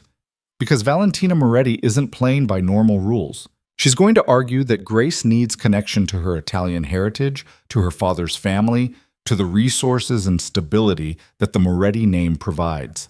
She's going to paint you as a woman on the run, living in safe houses, unable to provide a stable home environment, and she's going to use every bit of her social connections and wealth to make that argument compelling. So how do we fight it? We demonstrate that you are providing a stable, loving home. We show that contact with the Moretti family would actually harm Grace by exposing her to the same toxic dynamics that you escaped. We present evidence of the family's complicity in Dante's behavior, how they enabled him, supported him, looked the other way when he became abusive, and we make it crystal clear that this isn't about Grace's welfare. It's about control. Over the next 2 weeks, Savannah threw herself into preparation for the hearing with the same fierce determination she'd brought to escaping Dante. She documented her daily routine with Grace, kept meticulous records of feedings and doctor's appointments, photographed the nursery she'd set up in the townhouse. She gathered character references from Dr. Morgan, from the social worker who'd visited her in the hospital, from Richard and others who could attest to her fitness as a mother. She also researched Valentina Moretti more deeply, looking for anything that might demonstrate why contact with her would be harmful rather than beneficial. What she found was illuminating. Valentina had been married to Dante's father, Giovanni Moretti, until his death 15 years ago. Giovanni had been the one who built the family's criminal empire, and by all accounts, Valentina had been a willing participant in maintaining appearances while her husband broke laws and destroyed lives. After Giovanni's death, Valentina had transitioned smoothly into the role of family matriarch, hosting charity galas and sitting on museum boards while her son continued his father's work. She had known exactly what Dante was, had benefited from it financially and socially, and had never once questioned the source of her comfortable lifestyle. And now she wanted access to Grace under the guise of being a loving grandmother. She's not doing this out of love, Savannah told Jennifer during one of their prep sessions. She's doing this because Grace represents the family legacy, the next generation of Morettis. She sees my daughter as property, just like Dante did. That's exactly the argument we need to make in court. But we have to be careful how we frame it. If we come across as too hostile, too unwilling to even consider the possibility of a relationship, the judge might view you as unreasonable. I am unreasonable about this. Grace isn't going anywhere near that family. I understand, but we have to be strategic. We present you as a protective mother making difficult decisions in your child's best interest, not as a vindictive ex-wife punishing the family for Dante's sins. The hearing took place in a family court that felt simultaneously too formal and too casual for what was at stake. Savannah sat at the respondent's table with Jennifer beside her, while across the aisle, Valentina Moretti radiated wealth and confidence in a designer suit that probably cost more than Savannah's monthly rent. Their eyes met once before the judge entered, and Savannah saw something cold and calculating in Valentina's gaze. This woman didn't see Grace as a granddaughter to love. She saw her as an asset to control, a piece of the family empire that had been stolen and needed to be reclaimed. Judge Patricia Okonkwo entered and everyone rose. She was a black woman in her 50s with sharp eyes and an expression that suggested she had seen every family drama imaginable and wasn't impressed by wealth or status. Please be seated. We're here today on a petition for grandparents' visitation rights filed by Valentina Moretti regarding the minor child Grace Hale. Let's begin with the petitioner's argument. Mr. Feldman. Marcus Feldman rose, and Savannah immediately understood why Valentina had hired him. He had the kind of smooth, confident demeanor that made everything he said sound reasonable, even when the substance was absurd. Your Honor, my client is a loving grandmother who simply wishes to know her granddaughter. Grace Hale is the child of Valentina Moretti's only son, Dante Moretti. While Mr. Moretti is currently facing legal challenges, he's in prison awaiting trial for conspiracy to kidnap the child's mother, Jennifer interjected coldly. Judge Okonkwo held up a hand. Ms. Torres, you'll have your turn. Continue, Mr. Feldman, but let's be accurate about the circumstances. Feldman nodded smoothly. While Mr. Moretti is incarcerated, that doesn't change the fact that Grace is his biological daughter and Mrs. Moretti's biological granddaughter. My client has substantial resources, a stable home, deep roots in this community, and a genuine desire to provide for Grace's welfare and maintain her connection to her paternal heritage. The child's mother, meanwhile, is living in a safe house, has no permanent residence, no steady employment, and has effectively cut Grace off from half of her family heritage. Ms. Hale is living in secure housing because your client's son attempted to have her kidnapped, Jennifer shot back, unable to contain herself.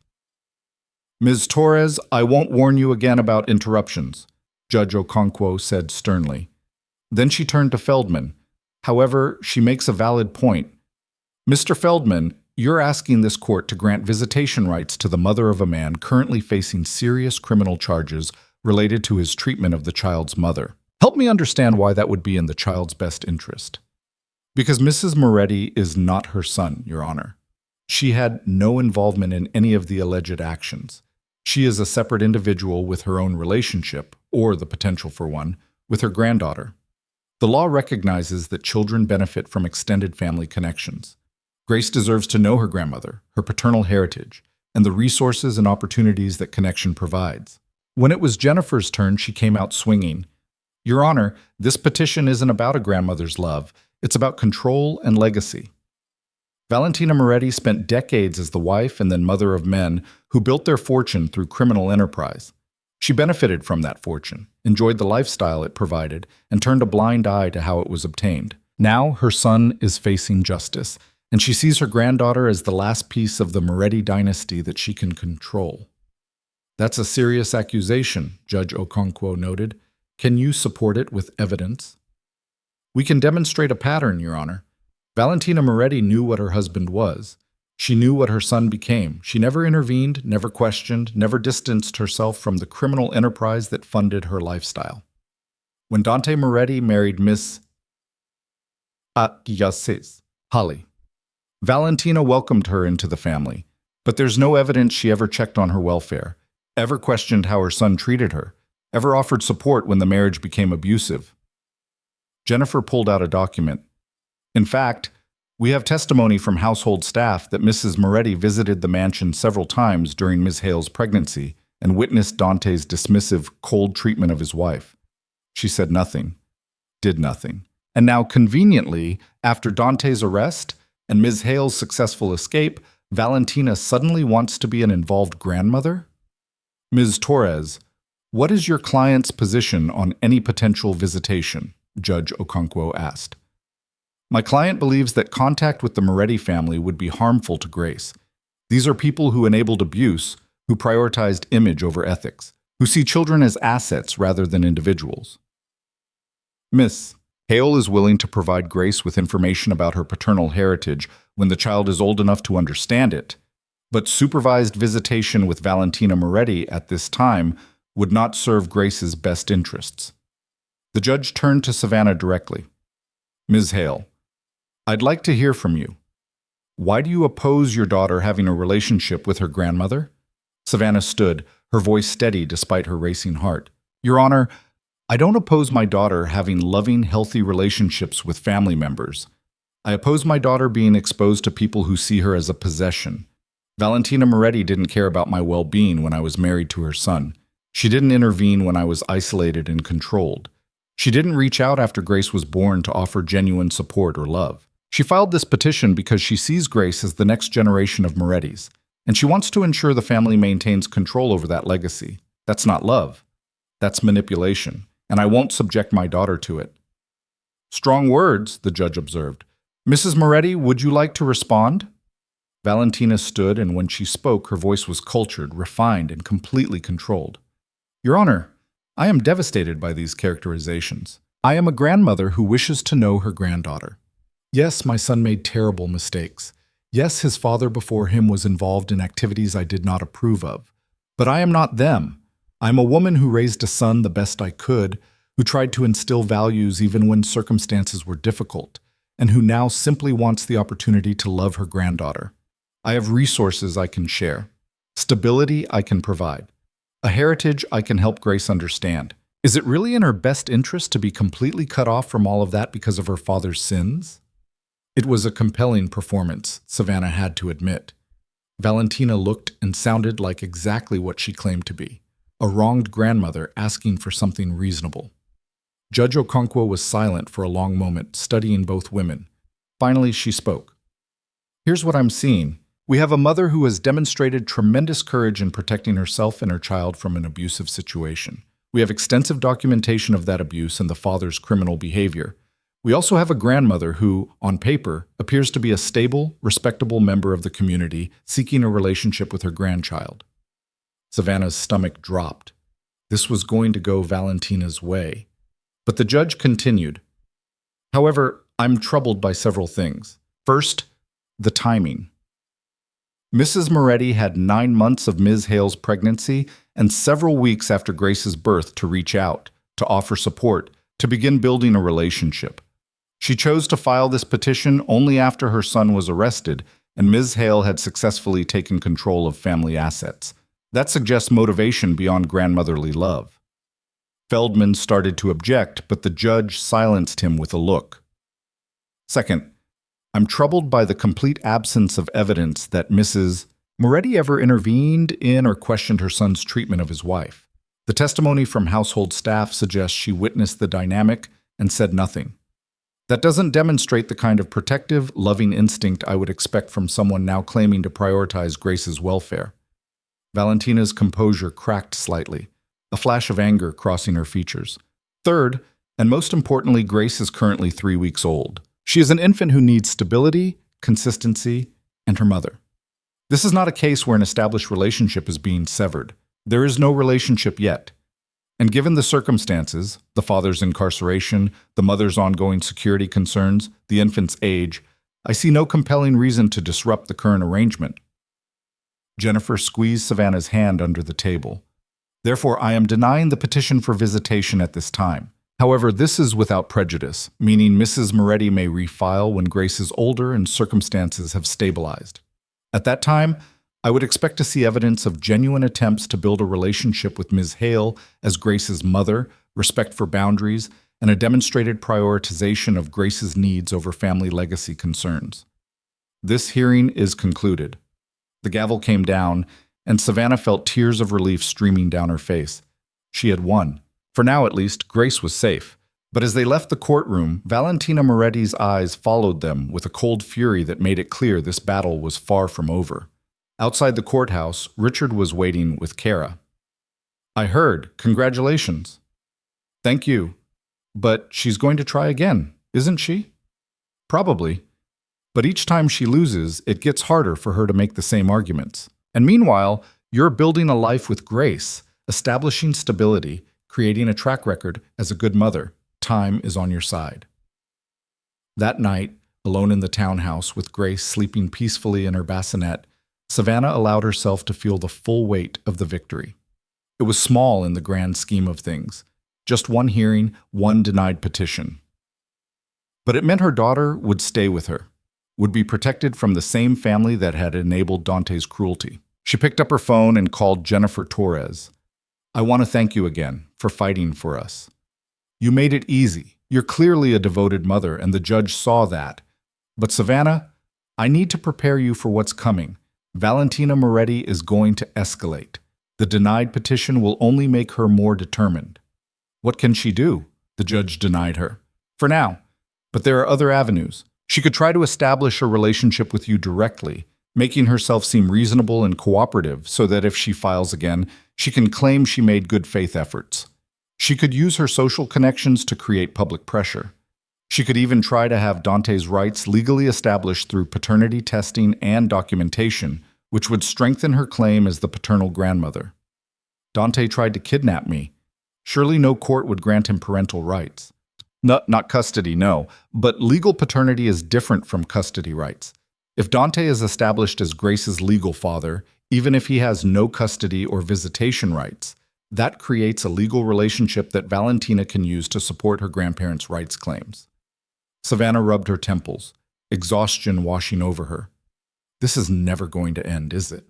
Even with Dante in prison, his family is going to keep coming after Grace. Until they realize they can't win, yes, but every time they lose, that realization gets closer. Jennifer paused.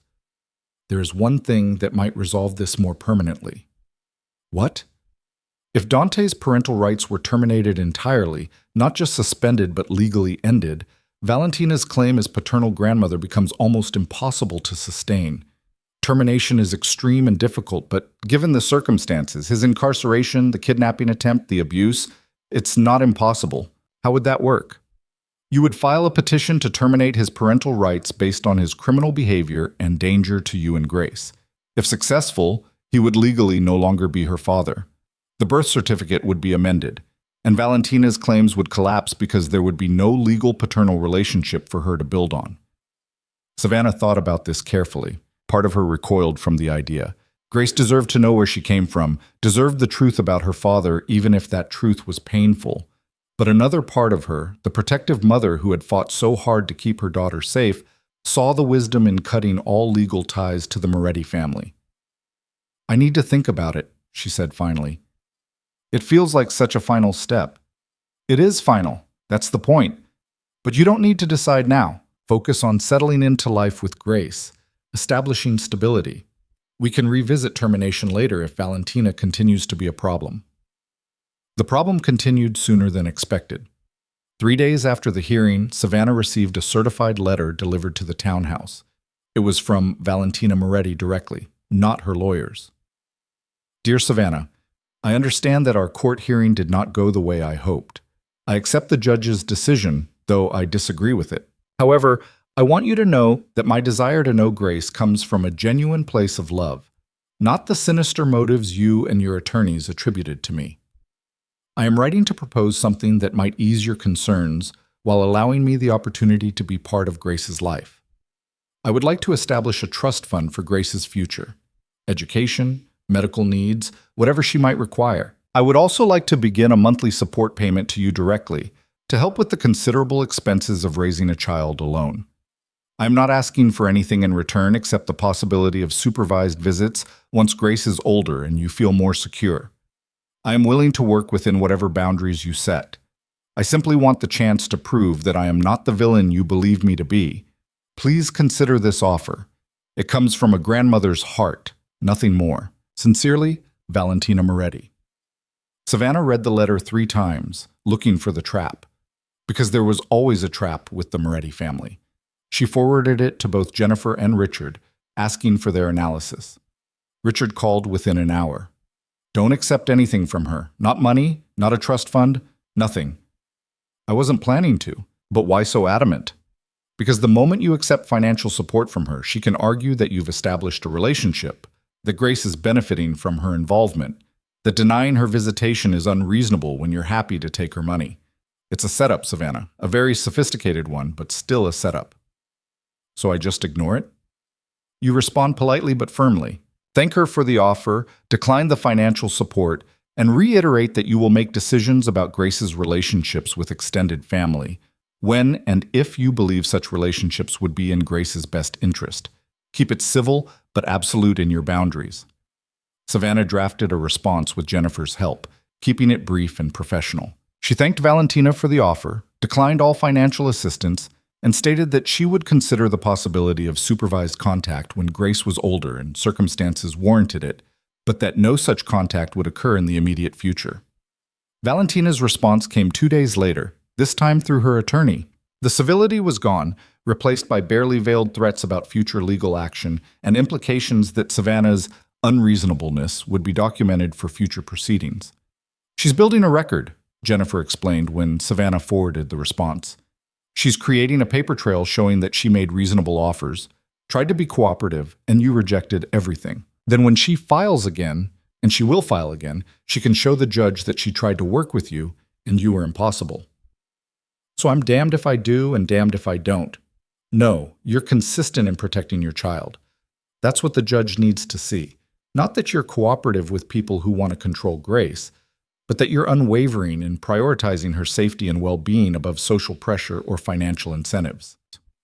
As winter deepened and Grace approached 2 months old, Savannah's life slowly began to resemble something normal. The immediate danger from Dante had passed. He remained in custody, and his trial was scheduled for the following spring. The foundation was operating smoothly under its new mission, helping women every day. And Grace was thriving, growing stronger and more alert with each passing week. But the shadow of the Moretti family remained. Valentina's periodic letters continued, each one oscillating between offers of support and implied threats. Private investigators were spotted occasionally near the townhouse, clearly hired to document Savannah's activities. And through Richard's contacts in the legal community, Savannah heard that Valentina was consulting with multiple attorneys, looking for any angle that might give her leverage. The breaking point came in February, when Grace was 2 months old. Savannah was at a routine pediatric appointment when the receptionist mentioned that someone had called asking about Grace's medical records. We didn't release anything, of course, the receptionist assured her, but they claimed to be calling on behalf of the paternal grandmother and said they had authorization.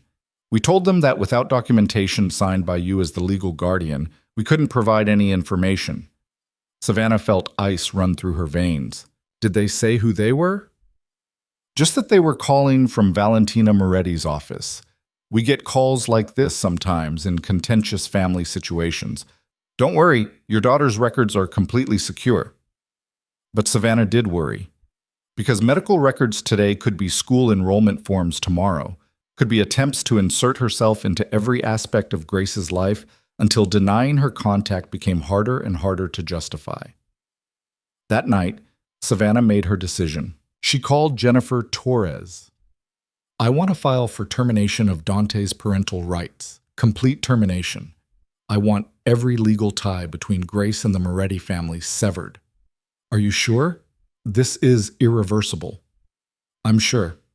Valentina isn't going to stop. She's going to keep pushing, keep filing petitions, keep trying to insert herself into Grace's life. The only way to end this permanently is to eliminate the legal relationship she's using as the foundation for her claims. Okay, I'll start the paperwork. But Savannah, this is going to be a fight. Dante's lawyers will oppose it. Valentina will probably try to intervene. And the court will require clear and convincing evidence that termination is in Grace's best interest. We have that evidence: the kidnapping conspiracy, the abuse, his incarceration, the ongoing harassment from his family.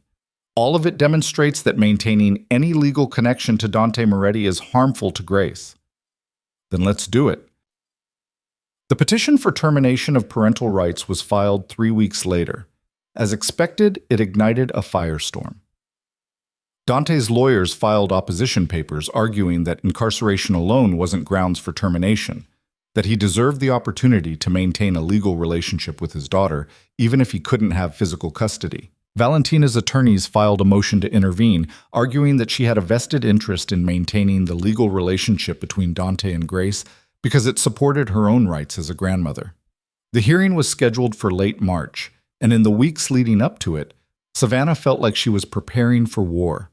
She gathered every piece of evidence of Dante's abuse, his threats, his planned kidnapping. She obtained statements from Dr. Morgan about the stress-related health issues she'd experienced during pregnancy. She documented every instance of harassment from Valentina and her investigators, and she prepared herself emotionally for what it would mean to permanently sever Grace's legal connection to her biological father. The night before the hearing, Savannah sat in Grace's nursery watching her daughter sleep. At 2.5 months old, Grace was already developing a personality, curious, alert, with a smile that could light up the darkest moments. Tomorrow, I'm going to make a decision for you that you might question someday, Savannah whispered to her sleeping daughter. I'm going to ask a judge to erase your father's legal relationship to you, and you might grow up and be angry about that, might feel like I took something from you. Grace stirred but didn't wake. But I need you to understand something, baby girl. Your father didn't want you because you were you. He wanted you because you represented control, legacy, continuation of his empire. And his mother is the same way. They don't see you as a person. They see you as property, and I can't let you grow up believing that's what love looks like. Savannah reached down and gently stroked Grace's soft cheek. So tomorrow, I'm going to fight to make sure that legally, officially, you have no connection to people who would treat you as anything less than the miracle you are. And I hope someday you'll understand that I did it out of love. The hearing the next morning was intense and emotionally draining. Dante participated via video conference from prison, his face harder than Savannah remembered, his eyes cold. When the judge asked if he had anything to say about why his parental rights should not be terminated, he spoke with a chilling calmness. Your Honor, I made mistakes. I acknowledge that.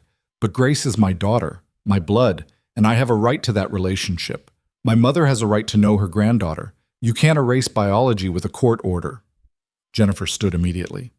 Mr. Moretti conspired to kidnap Ms. Hale while she was pregnant with his child. He spoke on recorded conversations about controlling her through the child, about institutionalizing her against her will, about treating both of them as assets to be managed. That's not a parent seeking a relationship. That's an abuser seeking continued control. Biology doesn't give him the right to traumatize his daughter for his own purposes. The arguments went on for hours, but in the end, Judge Okonkwo's decision was clear. I've reviewed all the evidence, all the testimony, and all the circumstances. This is one of the most clear-cut cases for termination I've encountered. Mr. Moretti demonstrated through his actions that he views his daughter not as a child to love, but as a tool to control her mother. His incarceration for crimes directly related to that control, combined with the ongoing harassment from his family, creates a situation where maintaining any legal relationship would be harmful to the child. Therefore, I am granting the petition.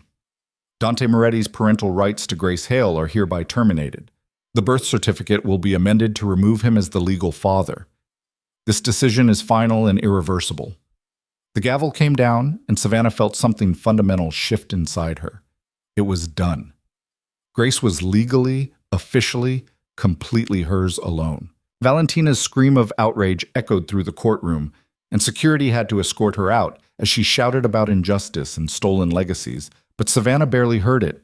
She was thinking about Grace, about the life they would build together, about the freedom that came from finally, permanently, cutting all ties to the family that had tried to destroy them both. Outside the courthouse, Richard was waiting with a bottle of sparkling cider and a smile. "You did it. Grace is yours, and only yours now." "We did it," Savannah corrected. "I couldn't have done any of this without you and Jennifer and everyone who helped." "Your father did it, really. He gave you the tools. You just had the courage to use them." Richard's expression grew more serious. "Dante's trial starts in 2 weeks. The prosecutor wants to know if you'll testify." "About the kidnapping plan?" "About all of it. The abuse, the control, the marriage that was built on manipulation. Your testimony could be powerful." Savannah thought about facing Dante in court one more time, about speaking publicly about everything she'd endured. Part of her wanted to refuse, to be done with that chapter of her life forever. But another part of her, the part that had transformed his foundation into something that helped women, that had fought for complete legal separation from his family, that part knew she had one more battle to fight. "I'll testify," she said. "Grace deserves to grow up in a world where her mother didn't just survive her father, where her mother helped put him in prison for what he tried to do to us both." Richard nodded with approval. "Then let's finish what you started." The trial of Dante Moretti began on a cold Monday morning in early April, 6 months after Savannah had walked out of his mansion with nothing but determination and her father's hidden legacy. The courthouse was packed with reporters, curious onlookers, and members of the community who had followed the case through its explosive media coverage. Federal prosecutor Elena Vasquez had built what she called an airtight case, combining Vincent Caruso's testimony, financial records, and the documented conspiracy to kidnap Savannah. But it was Savannah's testimony that everyone was waiting for. She took the stand on the 3rd day of trial, wearing a simple navy dress that projected competence and composure even as her heart hammered against her ribs. Grace was with Kara at a secure location, and knowing her daughter was safe gave Savannah the strength she needed to face the man who had once controlled every aspect of her life. Dante sat at the defense table in an expensive suit that couldn't quite hide the fact that he'd lost weight during his incarceration. His eyes tracked Savannah as she walked to the witness stand, and she felt the full force of his attention like a physical pressure against her skin. But she didn't look away. Those days were over. Prosecutor Vasquez approached with a gentle expression that belied the steel in her voice. "Ms. Hale, thank you for being here today. I know this is difficult. Can you tell the court how you met Dante Moretti?" Savannah took a breath and began speaking, her voice steady. "I met him at a charity gala about 18 months ago. My father had recently passed away, and I was trying to maintain some of his social connections. Dante approached me, was charming and attentive, and asked me to dinner. Within a month, we were engaged. Within 3 months, we were married." "That's quite fast. Did anything about that timeline concern you?" "Not at the time. He made it seem romantic, like he'd found the person he'd been waiting for. Now I understand he was targeting me specifically because of my father's work and connections. I was useful to him." "Objection," Dante's lawyer called out. "Speculation about the defendant's motivations." "Sustained," the judge said. "Stick to facts, Ms. Hale." Vasquez nodded. "Let's talk about the marriage itself. How would you describe Dante's treatment of you?" This was the hard part, the excavation of months of small cruelties and systematic control. But Savannah had prepared for this, had worked with a therapist to name what had been done to her so she could speak about it clearly. "He isolated me," she said, "convinced me to quit my job, to distance myself from friends, to depend entirely on him. He monitored where I went, who I spoke to, what I wore. He made me feel like I was privileged to be married to him, that I should be grateful for his attention even when that attention felt suffocating." "Did he ever physically harm you?" "No, he was too smart for that. But emotional abuse is still abuse. He made me feel worthless, invisible, like I was a problem he had to manage rather than a person he had chosen to marry. When did things escalate? When I became pregnant. I thought maybe the baby would change things, that he'd be happy about becoming a father. Instead, he became colder, more distant. I was a vessel to him, nothing more. Vasquez pulled out a transcript. Ms. Hale, I'm going to ask you about a conversation you overheard between the defendant and one of his associates. Can you tell the court what you heard? Savannah's hands tightened on the edge of the witness stand. I heard him tell Marcus, one of his men, that I irritated him, that he wished I would disappear forever, that I was a mistake he regretted making. How did hearing that make you feel? Terrified. Because when men like Dante want someone to disappear, they have the means to make it happen. Savannah looked directly at Dante for the first time since taking the stand. That's when I understood that my husband didn't just not love me. He saw me as a threat to be eliminated. Dante's expression remained impassive, but Savannah saw his jaw tighten. Vasquez continued methodically, walking Savannah through her discovery of her father's protective documents, her careful planning, her escape, and most critically, what she learned about Dante's plans for after the baby was born. Can you describe what the defendant intended to do once your daughter was born? He planned to isolate me completely, possibly have me institutionalized against my will using false psychiatric claims. He wanted full custody and control of our daughter while erasing me from the picture entirely. When that plan failed because I left, he escalated to conspiracy to kidnap me. Objection! Dante's lawyer was on his feet. The kidnapping conspiracy is a separate charge and hasn't been proven. Your Honor, it's directly relevant to establishing the defendant's pattern of behavior and intent, Vasquez argued. I'll allow it, but be careful, counselor. Vasquez turned back to Savannah. What evidence do you have of this kidnapping plan? Vincent Caruso, who worked for Dante, warned me directly. He provided documentation of the contractors hired, the facility where I was supposed to be held, and the timeline. That warning allowed me to increase security and avoid being taken. And why would Mr. Caruso warn you instead of remaining loyal to the defendant? Because even criminals have limits. Because Dante's obsession with controlling me and our daughter had become dangerous to everyone around him. Because Mr. Caruso understood that Dante was spiraling and wanted to save himself. The cross-examination by Dante's attorney was brutal, but ultimately ineffective. He tried to paint Savannah as a manipulative woman who had exploited her father's documents to steal from her husband, who had manufactured abuse claims to justify her theft, who was using their daughter as a weapon. But Savannah had evidence for everything. Recordings of Dante's cruel comments, medical documentation of her stress-related health issues during pregnancy, testimony from household staff who had witnessed the dynamic, messages and emails that showed the systematic isolation and control. When the defense attorney asked why she hadn't sought help sooner if things were so terrible, Savannah's answer was simple and devastating. Because I believed him when he said I had nowhere to go. Because he had convinced me that my father's death had left me with nothing and no one. Because abuse works by making you believe you're trapped. It took overhearing him wish for my death to finally understand that staying was more dangerous than leaving. The courtroom was silent when she finished. After Savannah's testimony came Vincent Caruso, who spent 2 full days detailing Dante's criminal operations with the precision of someone who had run them. He described money laundering through the foundation, illegal imports through the shipping companies, bribery and intimidation of public officials, and ultimately the kidnapping conspiracy that had brought federal charges. Dante's defense tried to discredit Caruso as a criminal seeking a reduced sentence by lying about his former boss, but the documentary evidence supported everything Caruso said. Financial records matched his testimony. Communication logs proved the conspiracies. The case Vasquez had built was comprehensive and damning. The trial lasted 3 weeks. The jury deliberated for 6 hours. They found Dante Moretti guilty on all counts: conspiracy to commit kidnapping, money laundering, racketeering, obstruction of justice, and multiple counts of fraud.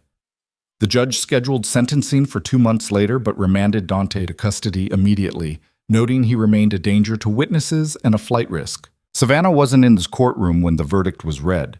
She had returned home after her testimony, unwilling to spend another moment in Dante's presence.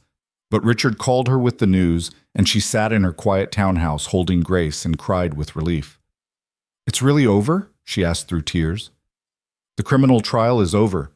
Sentencing still to come, but with these convictions, he's looking at 20 to 30 years minimum. He'll be an old man when he gets out, if he survives prison at all. And Valentina? Can she still come after Grace? With Dante's parental rights terminated and him now a convicted felon, her legal standing to claim grandparents' rights is essentially non-existent.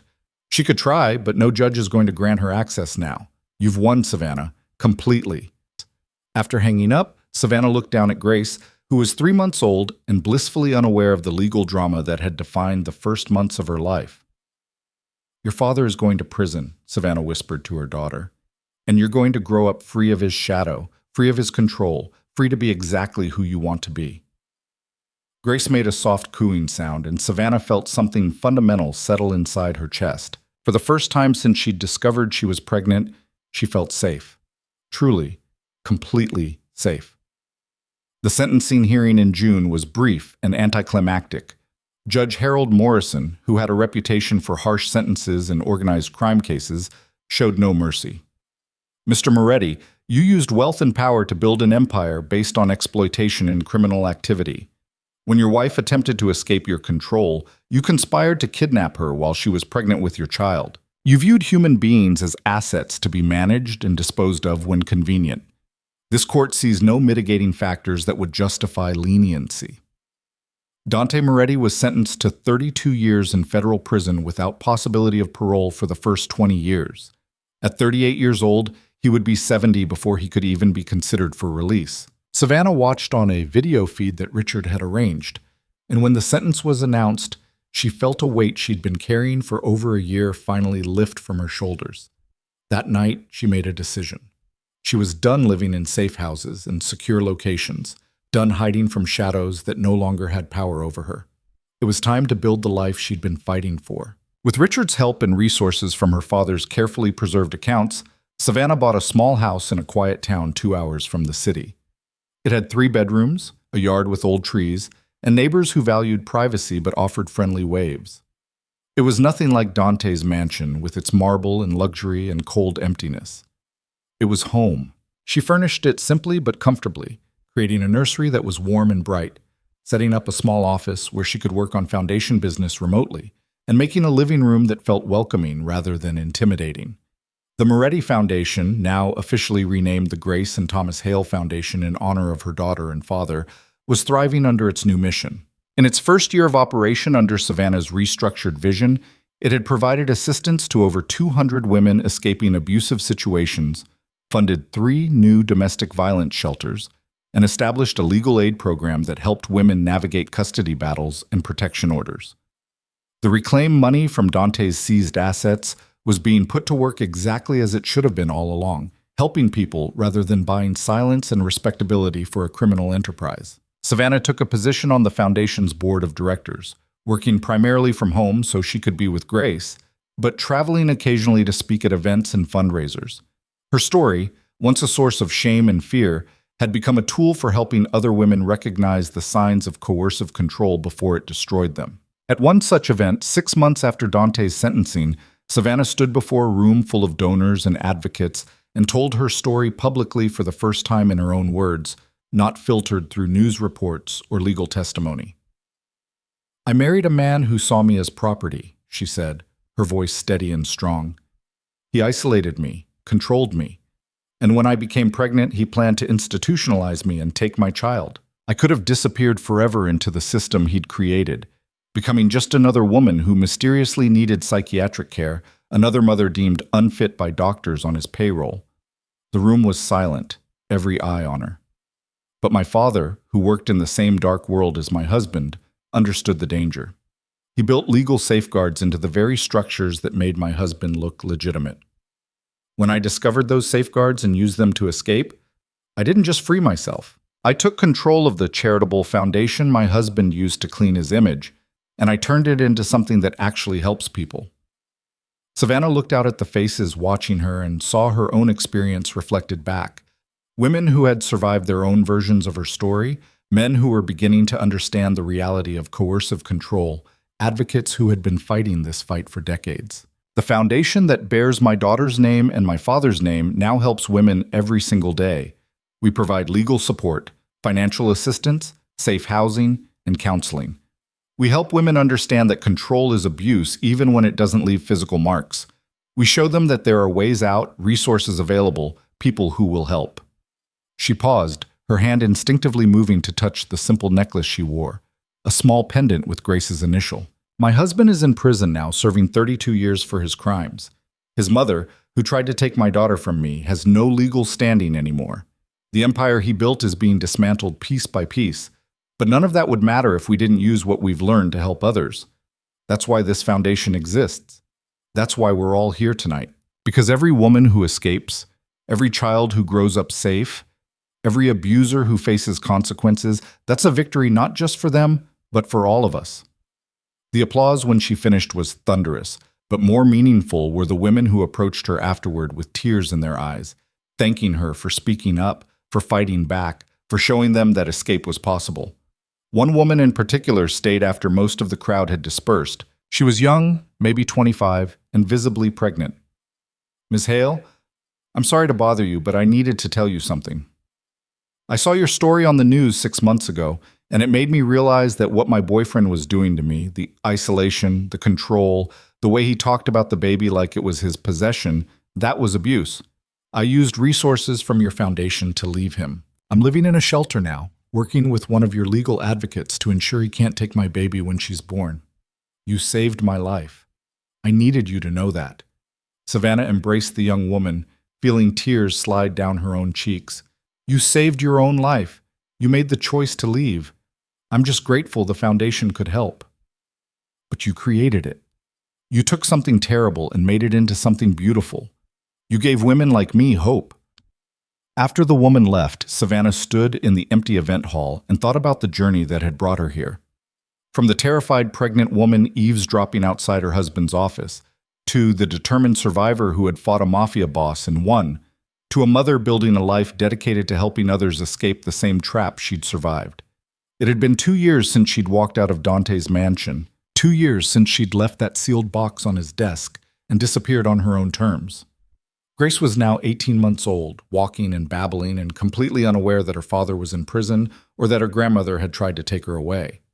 She would learn those truths eventually. Savannah wouldn't hide them from her, but they would be presented as history, as obstacles overcome, as proof that her mother had fought for her with everything she had. The foundation sent Savannah regular updates about the women they helped.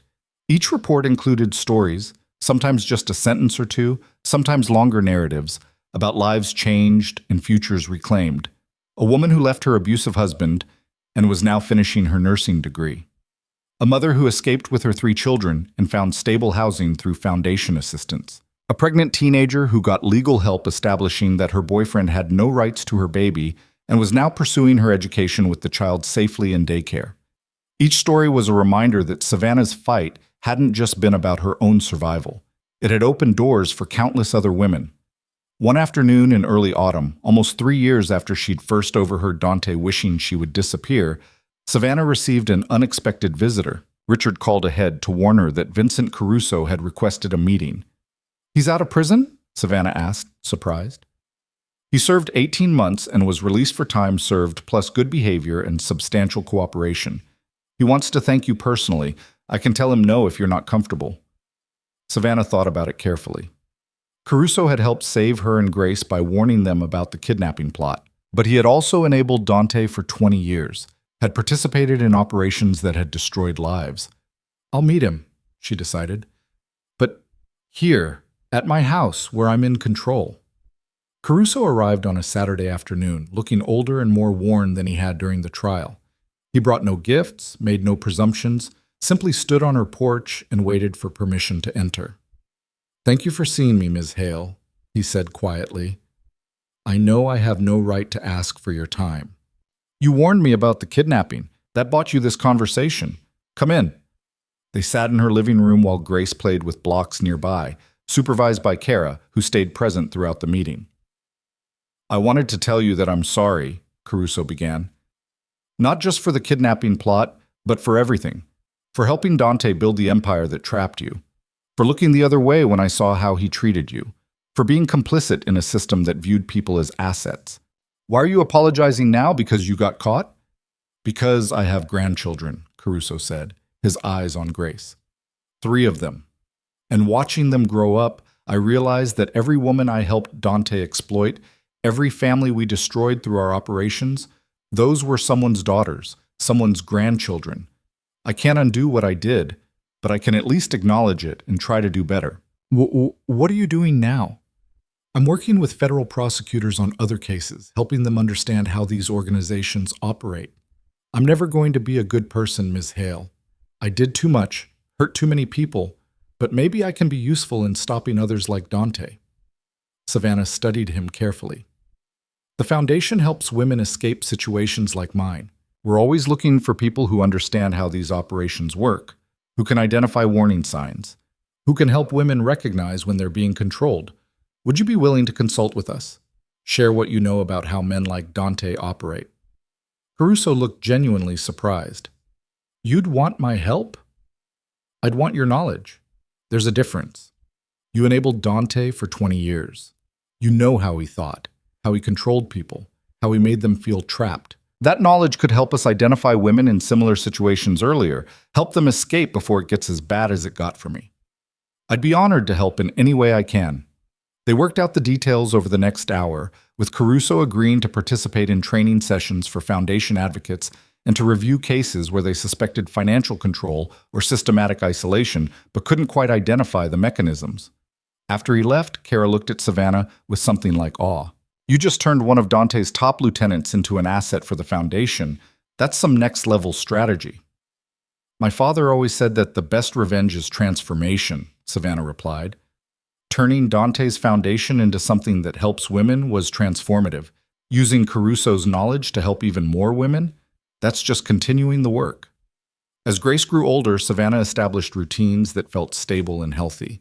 Playgroups with other mothers, regular visits to the library, a small garden where Grace could play in the dirt and learn about growing things.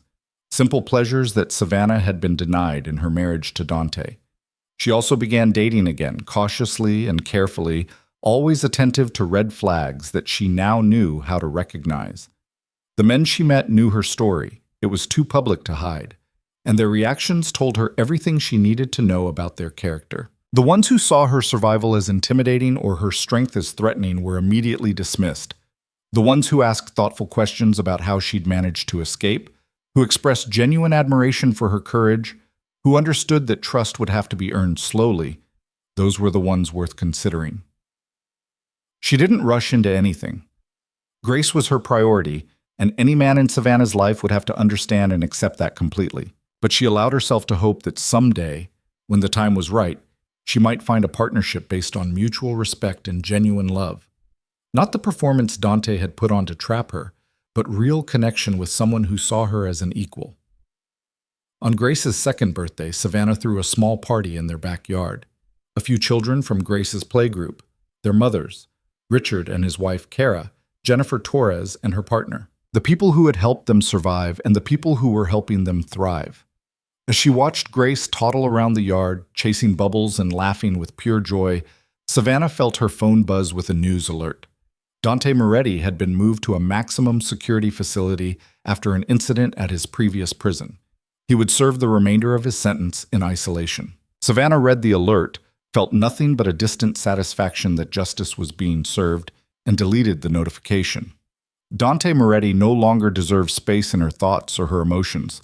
He was her past. Grace and the Foundation and the life they were building were her present and future. You okay? Richard asked, noticing her with her phone. I'm perfect, Savannah said honestly, watching Grace laugh as soap bubbles drifted through the air. For the first time in years, I'm exactly where I want to be, doing exactly what I want to do, with exactly the people I choose to have in my life. Your father would be so proud of you. I hope so. I hope he knows that the safeguards he built didn't just save me.